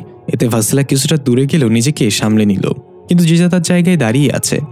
ভাসিলা রেগে বলতে যাবে, এই পিচ্ছি, দেখে চলতে পারো না? তখনই খেয়াল করলো এটা তো ওই দিন রাতের সেই বাচ্চাটা। জিজা চিনতে পেরে বলল, আরে ভাসিলা আন্টি, আপনি এখানে? ভাসিলা এগিয়ে এসে বলল, ভাসিলা না, আমার নাম ভাসিলা। দৃশ্য পরিবর্তন। তাইবা সামারুনকে নিয়ে একটা পাথর বেষ্টিত জায়গায় পৌঁছালো। বড় বড় সাদা রঙের চমকপ্রদ পাথরের ভরপুর চারপাশ। পাথরের উপর ছোট ছোট শামুকের মতো কিছু লেপ্টে আছে। সামারুন হাত বাড়িয়ে একটা শামুক স্পর্শ করতে নিলে তাইবা খপ করে সামারুনের হাত ধরে ফেলল আর বলল, এগুলো স্পর্শ করা যাবে না, তোমার হাত খেয়ে ফেলবে মুহূর্তের মধ্যে। সামারুন বলল, এটা কোন জায়গা? তুমি তো বলেছিলে আমাদের মতো অন্যরাও এখানে আছে, কোথায় তারা? তাইবা সুন্দর করে হাসি দিয়ে মুখে আঙ্গুল দিয়ে জোরে একটা শীষ মারল। সাথে সাথে পাথরগুলো নড়তে শুরু করলো। পুরো এলাকায় কম্পন সৃষ্টি হলো। সামারুন একটু ঘাবড়ে গিয়ে তাইবার হাত শক্ত করে ধরে বলল, এগুলো কি হচ্ছে? তাইবা বলল, ভয় পেও না, তারা আমাদের মতো সবসময় বাইরে ঘুরতে পারে না। বেশিরভাগ সময় এই পাথরের আড়ালেই থাকতে হয়। তোমাকে প্রথম থেকে আমি হয়রান হয়ে গিয়েছিলাম, কারণ আমার পরে তুমি ছিলে একমাত্র যে সব সময়ের জন্য বাইরে থাকতে পারো। এর মাঝে এই পাথরগুলো ভেদ করে বের হয়ে এলো আরো অনেক আত্মা। সবাই এসে মাথা নুয়ে কুর্নিশ করছে তাদের সামনে। তাইবা সবার উদ্দেশ্যে বলল, শোনো সবাই, তার নাম সামারুন। সে পৃথিবী থেকে এসেছে। সে আমার মতো বাইরে থাকার শক্তি রাখে। তাই তোমরা যতটা সম্মান আমাকে করো, সামারুনকেও করবে। সবাই একযোগে বলে উঠল, স্বাগতম সামারুন। সামারুন কি বলবে কিছু বুঝতে পারছে না এই পরিস্থিতিতে। তাইবা কিছু বলতে যাবে, তার আগেই পেছন থেকে আওয়াজ এলো, সামারুন, এটা কি তুমি? সামারুন সহ সবাই অবাক হয়ে তাকালো। দেখা গেল পেছন থেকে দুজন পরিষ্কার পরিচ্ছন্ন আত্মা এগিয়ে আসছে হাসি মুখে। সামারুন তাদের দিকে তাকিয়ে দেখলো কেমন যেন চেনা চেনা লাগছে। এদের দুজনকে কোথায় দেখেছি। তাইবা তাদের দুজনকে হাতের ইশারায় থামিয়ে বলল, কাছে আসবে না, ওখানে দাঁড়িয়ে বলো তোমরা কি সামরনকে চেনো? তাদের মাঝে একজন বলল, চিনব না কেন, আমরা তো আমাদের অতীত ভুলিনি। সামরন, তুমি কি আমাদের চিনতে পারছো না সত্যি? সামরন এক পা দুই পা এগিয়ে গেল তাদের কাছে, অদ্ভুত চোখে তাদের দিকে তাকে বলল, আমার মনে হচ্ছে তোমাদেরকে কোথাও দেখেছি, দয়া করে বলে দাও আমি কে, কি আমার পরিচয়? তাদের মাঝে একজন হাঁটু গেড়ে বসে সামরনের গালে হাত দিয়ে বলল, তোমার মৃত্যুর সময় আমরা দুজন তোমার সাথে ছিলাম, তোমাকে বাঁচানোর অনেক চেষ্টা করেছিলাম কিন্তু আমরা ব্যর্থ হয়েছি। দৃশ্য পরিবর্তন। জিজা ঘাড় কাত করে ওয়ার্ডের ভেতর তাকিয়ে আতিশকে দেখলো একবার, তারপর ভাসিলার দিকে তাকিয়ে মুচকে এসে বলল, উনি কি হয় তোমার? ভাসিলা একটু লজ্জা পেয়ে বলল, এখনো কিছু হয় না, তবে হতেও পারে। জিজা বলল, আরে বাহ, ভ্যাসিলিন আন্টি, তোমাকে দেখতে হাবাগোবা মনে হলো, তলে তলে তোমার মাঝে শাবনূর বসবাস করে। ভাসিল এবার লজ্জায় লাল হয়ে বলল, এত পাকা পাকা কথা কেমনে বলো? যাই হোক, তুমি হাসপাতালে কেন, কি আছে এখানে? যে সত্যিটা বলতে গিয়ে কিছু একটা ভেবে থেমে গিয়ে বলল, আমার জান্নাত আন্টির বাচ্চা হচ্ছে না, তাই তাকে এখানে ভর্তি করা হয়েছে, দোয়া করো খুব তাড়াতাড়ি যেন আন্টির বিয়ে হয়ে যায়। ফাসিলা ভ্যাবাচাকা খেয়ে মাথা চুলকে বলল, বিয়ে না করলে বাচ্চা হবে কিভাবে? যে কথা ঘুরে চলে যেতে তো বলল, ভাসিলা আন্টি পরে কথা হবে, আমার এখন একজনকে খুঁজতে হবে। এই বলে জিজা চলে গেল। ভাসিলা দাঁড়িয়ে দাঁড়িয়ে বলল, আরে আমি ভাসিলা রে মা, ভ্যাসলিন না। এই বাচ্চা তো পুরো দেশ ভেজে খাবে বড় হলে। হাসপাতালে একজন ওয়ার্ড বয় আর সিনিয়র নার্স অনন করে হেঁটে যাচ্ছে ভাসিলার সামনে দিয়ে। তাদের চেহারায় ভয় আর আতঙ্ক। ওয়ার্ড বয় বলছে, আপা আমি নিজ চোখে দেখেছি ডোমের শরীর একদম সাদা হয়ে আছে, মনে হয় কে যেন সব রক্ত বের করে খেয়ে নিয়েছে শরীর থেকে। সাথে ডোমের সহযোগীও আছে। নার্স বলছে, এমন ভয়ানক কাজ কে করতে পারে? এটা কোনো সাধারণ মানুষের কাজ হতে পারে না। ভাসিলা তাদের কথোপকথন শুনে পৈশাচিক এক হাসি দিয়ে হাসপাতাল থেকে চলে যাওয়ার জন্য পা বাড়ালো। বের হওয়ার আগেই মুখে একটা মাস্ক পরে নিল এবং চুলগুলো সামনের দিকে এনে এক চোখ ঢেকে দিল। ভাসিলা ধীর পায়ে হাসপাতালের মেইন গেট থেকে বের হতেই বাইরে থেকে ভেতরে প্রবেশ করা একজনের সাথে ধাক্কা খেল।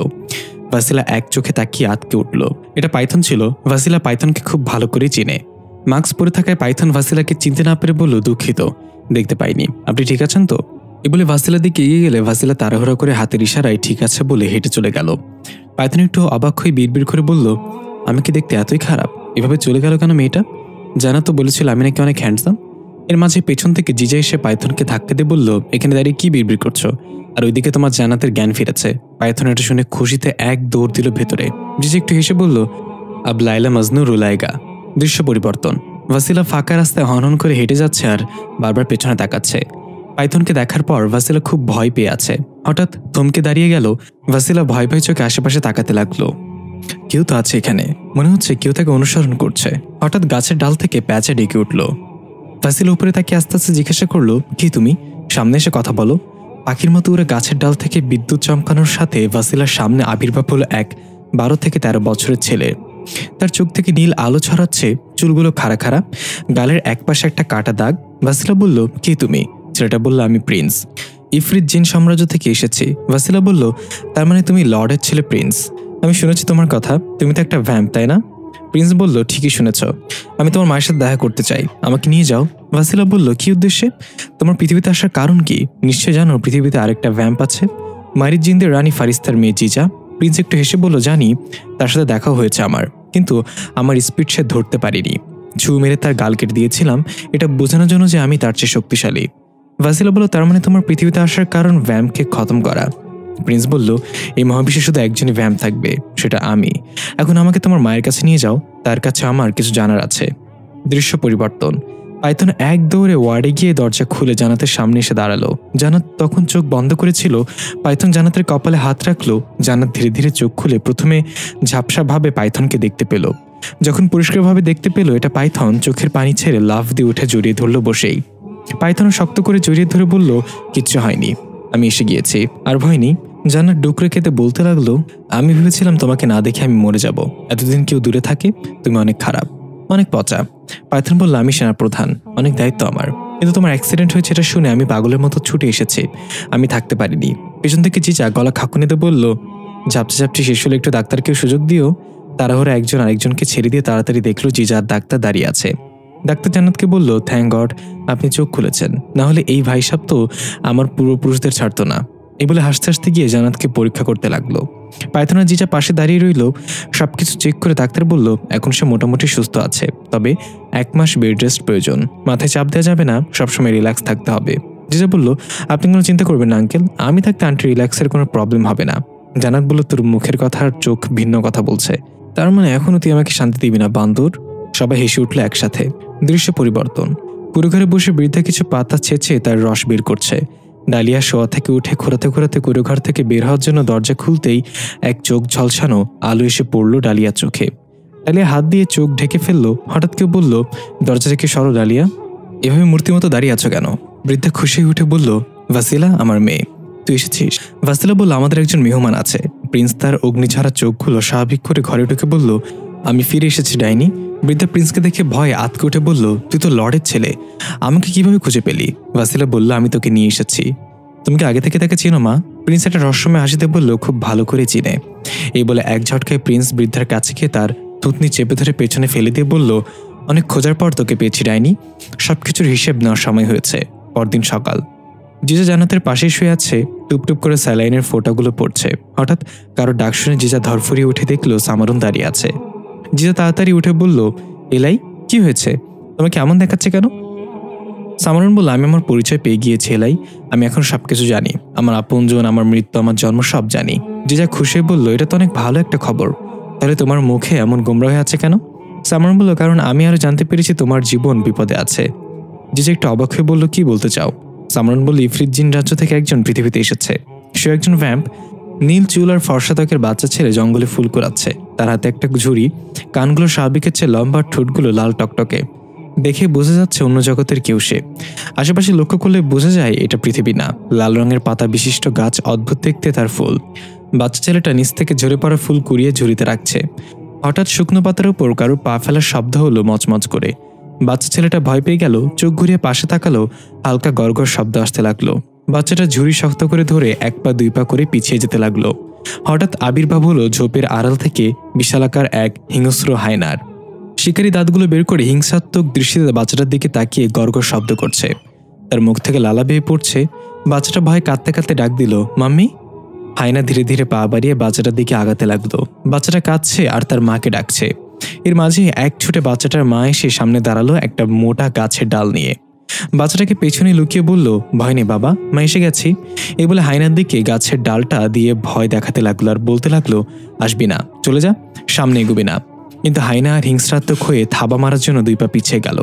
মা বুঝতে পারলো হায়না এখনই আক্রমণ করবে, তাই হাতের ডালটা হায়নার দিকে ছুঁড়ে মেরে বাচ্চাটাকে কোলে নিয়ে দৌড় দিল সেখান থেকে। হায়না তাদের পিছু নিল। গাছের মধুতে আঁকাবাঁকা পথ করে সে বাচ্চাটাকে নিয়ে দৌড়াচ্ছে আর চিৎকার করছে, বাঁচাও, কেউ আছো? এক পর্যায়ে হায়না তার নাগাল পেয়ে গেল। পেছনে থাবা মেরে বাচ্চা আর তার মাকে ছিটকে ফেলে দিল। দুজন দুই দিকে গড়িয়ে পড়ল। মায়ের পিঠে হায়না ধারালো নখের আছড়ে বড় ক্ষত হয়ে গেল। সে মাটিতে পড়ে কোঁকড়াতে লাগলো। অপরদিকে বাচ্চাটা কোনো রকম উঠে দাঁড়িয়ে কান্না করতে করতে তার মায়ের দিকে আসতে লাগলো। হায়নাটা এবার খুব কাছ থেকে দাঁতগুলো বের করে স্লো মোশনে বাচ্চাটার দিকে থাবা বাড়িয়ে দিল। মা চিৎকার করে উঠল চোখ বন্ধ করে। তখনই এক বিকট শব্দে মনে হলো যেন আকাশ থেকে কোনো এক উল্কাপিণ্ড মাটিতে আছড়ে পড়ল। বাচ্চাটার মা ধীরে ধীরে চোখ খুলে দেখলো হায়নাটা আধমরা হয়ে মাটিতে পড়ে কাতরাচ্ছে।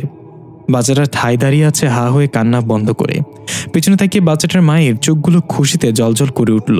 দেখা গেল বাতাসে একটা রাজকীয় পোশাক উঠছে। কানে নীল রঙের ঝুমকা, গলায় হীরা নেকলেস চকমক করছে। ঠোঁটের কোণে ছোট্ট একটা রিং, বাদামি চুলগুলো চেহারার উপরে এসে পড়েছে। হাতের আঙ্গুলে সিংহের মুখ অঙ্কন করা আংটি। বাচ্চাটার মা মুখে এক অমায়িক হাসিতে বলে উঠল, রানী ফারিস্তা। এর মাঝে হায়নাটা আবার উঠে দাঁড়িয়ে ফারিস্তার দিকে অগ্নিশিখা দৃষ্টিতে তাকিয়ে গড়গড় শব্দ করতে লাগলো। ফারিস্তা একটু মুচকে এসে হাত বাড়িয়ে আঙ্গুলের ইশারায় ডাক দিল হায়নাকে। হায়নাটা আক্রমণাত্মক থাবা নিয়ে দৌড়ে ফারিস্তার দিকে আসলো। ফারিস্তা দুই পা পিছিয়ে হালকা ডান দিকে সরে গিয়ে হায়নার ঘাড় ধরে মাটিতে ফেলে হাঁটু দিয়ে চেপে ধরল। হায়নাটা জোর খাটতে লাগলো নিজেকে ছাড়ানোর জন্য। ফারিস্তা শক্ত করে তাকে ধরে রেখে বলল, থেমে যাও এবার। কিন্তু হায়নাটা ছটফট করতে থাকলো জিদে। সে শান্ত হচ্ছিল না দেখে ফারিস্তা হায়নার মুখ বরাবর এক ঘুষি দিয়ে তার কয়েকটা দাঁত ফেলে দিল আর তারপর এক হাত উঠিয়ে ছুঁড়ে ফেলে দিল। হায়নাটা গিয়ে মোটা একটা গাছের সাথে বাড়ি খেয়ে নিচে পড়ে কাতরাতে লাগলো। কোনো রকমে উঠে দাঁড়িয়ে কাঁপতে কাঁপতে আবার পড়ে গেল। ফারিস্তা তার সাথে থাকা প্রহরীদের আদেশ দিল, এই জিদ্দে হায়নাটাকে বন্দি বানাও, যতদিন সে পোষা না হবে ততদিন আটকে রাখবে। প্রহরীরা আদেশ পেয়ে হায়নাকে নিয়ে চলে গেল। ফারিস্তা হাত ঝাড়া দিয়ে বাচ্চাটার দিকে হাসি মুখে এগিয়ে গিয়ে গালে হাত দিয়ে বলল, তুমি ঠিক আছো? বাচ্চাটা ফারিস্তার হাত ছুঁয়ে অবাক ভঙ্গিতে বলল, আপনি কি সত্যি রানী ফারিস্তা?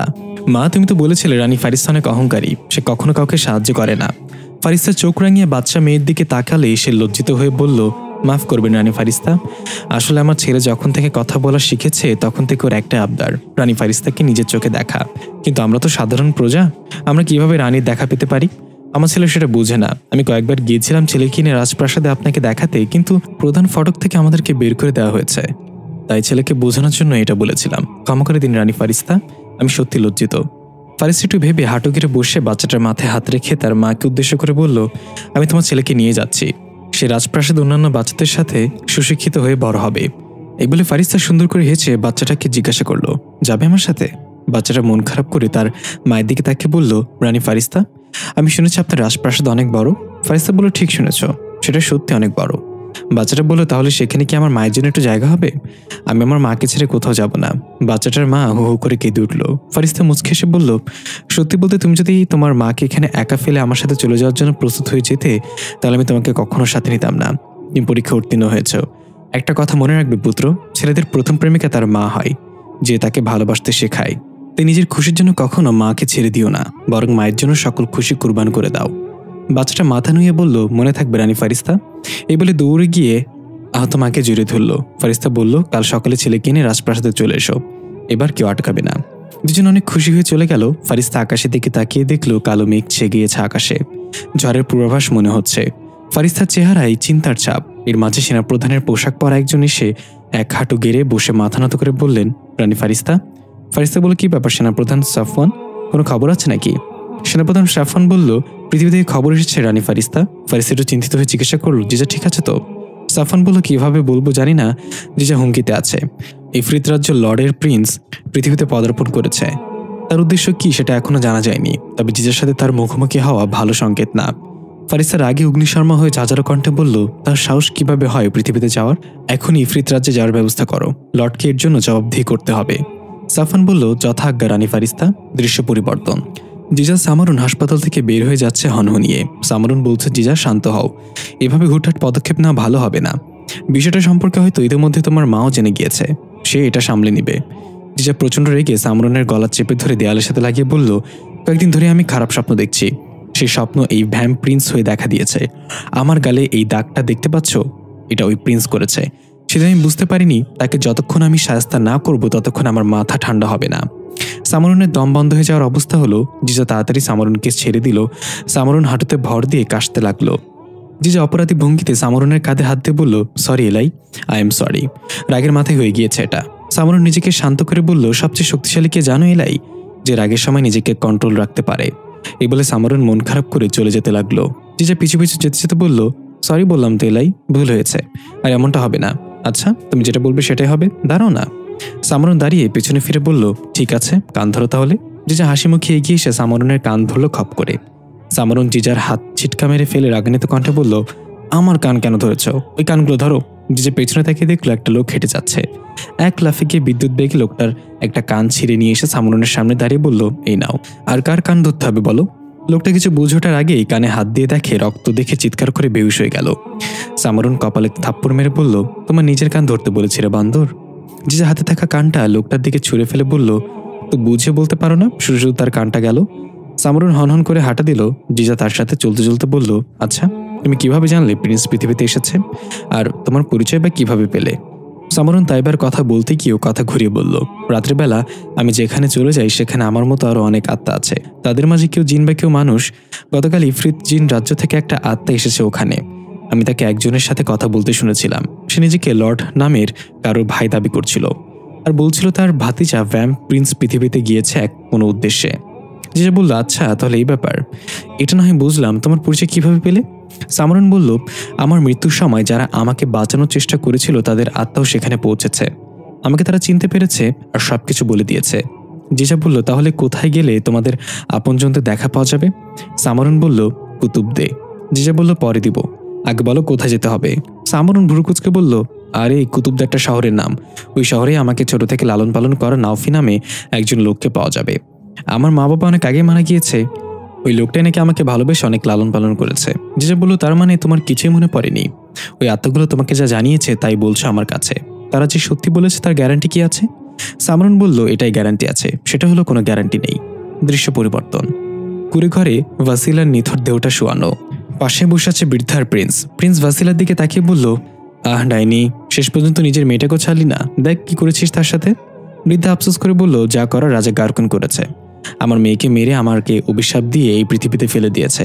প্রিন্স হাসতে হাসতে বলল, এখনো মিথ্যা বলে যাচ্ছিস বুড়ি, রাজা গারকুন কখনো তোর মেয়েকে মেরেছে এটা আমাকে বিশ্বাস করতে বলছিস? যাই হোক, এগুলো নিয়ে আমার কোনো মাথা ব্যথা নেই। আমি তো এসেছিলাম তোকে ইফরিত রাজ্যে ফিরিয়ে নিতে, এসে দেখি তুই এমন অভিশাপ নিয়ে এখানে এসে পড়েছিস যে চাইলে ওই পৃথিবী ত্যাগ করতে পারবি না। বৃদ্ধ উদ্ভটভাবে হাসতে লাগলো। প্রিন্স বৃদ্ধার মুখে কষে একটা ঘুষি মেরে বৃদ্ধাকে দূরে ফেলে দিয়ে বলল, আমার এত সুন্দর হাসি থাকতো আমি বছরে 2-3 বার হাসি, আর তোর শিবপাঞ্জির মতো হাসি হয়েও কেন বারবার হাসিস? আর একবার যদি তোকে হাসতে দেখি তাহলে হাসিতে এমন জায়গায় লাগিয়ে দিব যে কনফিউজড হয়ে যাবি। বৃদ্ধা একদম চুপসে গিয়ে উঠে বসে রইল মুখ গোমরা করে। প্রিন্স বলল, এবার বল তোর হাসির কারণটা কি ছিল বুড়ি? বৃদ্ধা বলল, একটা উপায় আছে আমার এই অভিশাপ থেকে মুক্তি পাওয়ার। প্রিন্স বলল, সেটা কি? বৃদ্ধা বলল, রাজা গারকুনের মেয়ে জিজা, তার হৃৎপিণ্ড লাগবে আমার, সেও তোমার মতো একজন ভ্যাম্প। প্রিন্স প্রচন্ড রেগে বৃদ্ধার মুখে চেপে ধরে বলল, কি বলেছিস আবার বল। বৃদ্ধা অনেক কষ্টে বলল, জিজাও তোর মতো। কথা শেষ না হতে আরো জোরে মুখ চেপে ধরে বলল, আমার মতো কেউ নেই বুড়ি, গারকুনের মেয়ে কখনো আমার মতো ভ্যাম্প না, সে অনেক দুর্বল আমার চেয়ে। আমি তাকে খুব শীঘ্রই পিষে ফেলার পরিকল্পনা করেছি। কিন্তু এই বলে প্রিন্স বৃদ্ধের মুখ ছেড়ে দিয়ে নিজেকে শান্ত করে বলল, কিন্তু যেহেতু তোর তাকে চাই তাহলে আমি তাকে তোর কাছে জীবিত নিয়ে আসবো, আমার সামনে তুই তার হৃৎপিণ্ড ছিঁড়ে খাইস। বৃদ্ধা হাঁপাতে হাঁপাতে খুশিতে আবার হাসি দিতে চাইল, কিন্তু পরক্ষণে একটু আগের কথা মনে করে মুখ বন্ধ করে ফেলল। এর মাঝে হন্তদন্ত হয়ে বাইরে থেকে দৌড়ে ডালিয়া ঘরে ঢুকলো। পাইথন আসছে এদিকেই। বৃদ্ধা হাতকে উঠে দাঁড়িয়ে গিয়ে বলল, সে কেন আসছে এখানে? এবার আমি কি করব? প্রিন্স তুমি চলে যাও সে আসার আগেই, তোমাকে সে দেখে নিলে ঝামেলা হয়ে যাবে। প্রিন্স বলল, আসতে দাও তাকে, তার মতো 100 পাইথন আমি একাই সামলে দিতে পারি। ডালিয়া বলল, এখন শক্তি প্রদর্শন করার সময় না প্রিন্স, সে এখানে কোনো ঝামেলা করতে আসছে না, এটা বোঝা যাচ্ছে তার চলন দেখে। দয়া করে তুমি এখনই চলে যাও, বাকিটা আমরা সামলে নেব। প্রিন্স কিছু একটা ভেবে বলল, ঠিক আছে আমি যাচ্ছি, তবে আশেপাশে থাকবো। এই বলে প্রিন্স বাতাসের মতো মিলিয়ে গেল। বৃদ্ধা তাড়াতাড়ি করে ভাসিলার দেহটা কাঠের বক্সে ঢেকে দিল। ডালিয়া নিজেকে ওষুধ বানানোর কাজে ব্যস্ত করে নিল। ঠকঠক শব্দ হলো দরজায়। বৃদ্ধা আওয়াজ দিল, কে? বাইরে থেকে এক ধাক্কায় দরজা খুলে পাইথন ভেতরে প্রবেশ করে বলল, দেখো তো চিনতে পারোস কিনা। বৃদ্ধা বিশ্রীভাবে হেসে বলল, কি সৌভাগ্য আমার, দেখো কে এসেছে। ঘুর সাম্রাজ্য সেনাপ্রধান পাইথন, কিভাবে আপ্যায়ন করতে পারি আপনাকে? পাইথন বলল, অভিনয় করবি না বুড়ি, আমি জানি তুই এখনো শুধরাসনি। আর ডালিয়া এত ব্যস্ততা কেন দেখাচ্ছে? আমাকে আসতে দেখেছো তুমি, সেটা আমি দেখেছি, তাই চালাকি করে লাভ নেই। ডালিয়া এগিয়ে এসে বলল, তো তুমি কি এখানে আমাকে মারতে এসেছো? তাহলে মেরে ফেলো, আমি তোমার হাতে 1000 বার মরবো, 1000 বার জন্ম নিব। পাইথন বিরক্ত নিয়ে ডালিয়াকে ধাক্কা দিয়ে বলল, এতবার জন্ম নিলে তোমার বাবা তো ক্লান্ত হয়ে যাবে। এখন আসল কথায় আসি, বুড়ি তোর মেয়ে ভাসিলা কোথায়? বৃদ্ধার ডালিয়া একে অপরের দিকে তাকালো একটু অবাক হয়ে। বৃদ্ধা বলল, কেন? আমার মেয়ে যে মারা গিয়েছে সেটা কি তোমরা জানো না, নাকি আমার সাথে ইয়ার্কি করছো? পাইথন একটু তাচ্ছিল্যের হাসি দিয়ে বলল, আহ বুড়ি, তুই নিজেকে বোকা বানাতে পারলেও আমাকে বোকা বানাতে পারবি ভেবেছিস? তোর মেয়েকে নিয়ে তুই যে কি ষড়যন্ত্র রচনা করেছিস সেটা আমি খুব ভালো করে জানি। ডালিয়া বলল, জানোই যেহেতু তাহলে এখানে কেন এসেছো? পাইথন আগে কটমট করে বলল, বুড়ি এই পটর পটর করার যন্ত্রটাকে এখন থেকে বের কর এবং আমার চোখের সামনে থেকে বের হয়ে যেতে বল। আমি এখানে ঝামেলা করার কোনো মেজাজ নিয়ে আসিনি। ওর মুখ থেকে যদি আর একটা কথা বের হয় তাহলে আমি ভুলে যাব আমি এখানে কেন এসেছি। বৃদ্ধা একটু ঘাবড়ে গিয়ে বলল, ঠিক আছে আর কথা বলবে না সেনাপ্রধান পাইথন, এখন বলো তুমি আমার মেয়েকে কেন খুঁজছো? পাইথন পকেট থেকে একটা ছোট পাথর করা চকমকে বক্স বের করে বলল, রাজা গারকুন চায় ভাসিলা তার জন্য একটা কাজ করুক যেটা শুধু ভাসিলাই করতে পারবে। জানাতকে নিয়ে সন্ধ্যায় বাসায় চলে এসেছে হাসপাতাল থেকে। পাইথন আর জিজা মিলে কিচেনে রাতের খাবার তৈরি করছে।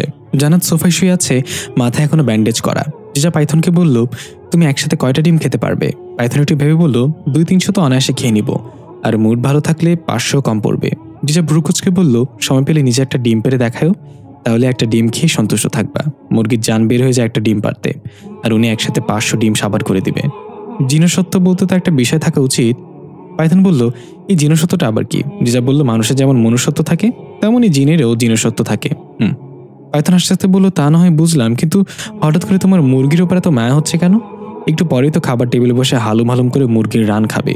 জিজা বলল, সেসব বাদ দাও, আমি চিন্তা করছি যাদের দাঁত নেই, যেমন বুড়া মানুষ, ছোট বাচ্চা, তারা যখন চুষে চুষে মুরগি খায় তখন মুরগিগুলোর কাতুকুতু লাগে না?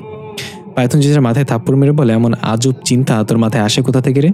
যা কি টেবিলে প্লেট দে আর জান্নাতকে ধরে টেবিলে বসিয়ে দে, আমি খাবার নিয়ে আসছি। জিজা চলে গেল কিচেনের বাইরে। চোখ বন্ধ করে শুয়ে থাকা জান্নাতের কাছে গিয়ে পা ধরে নাড়তে বলল, হ্যালো অসুস্থ মানুষ, ওঠো, তোমাকে চার্জে লাগাই।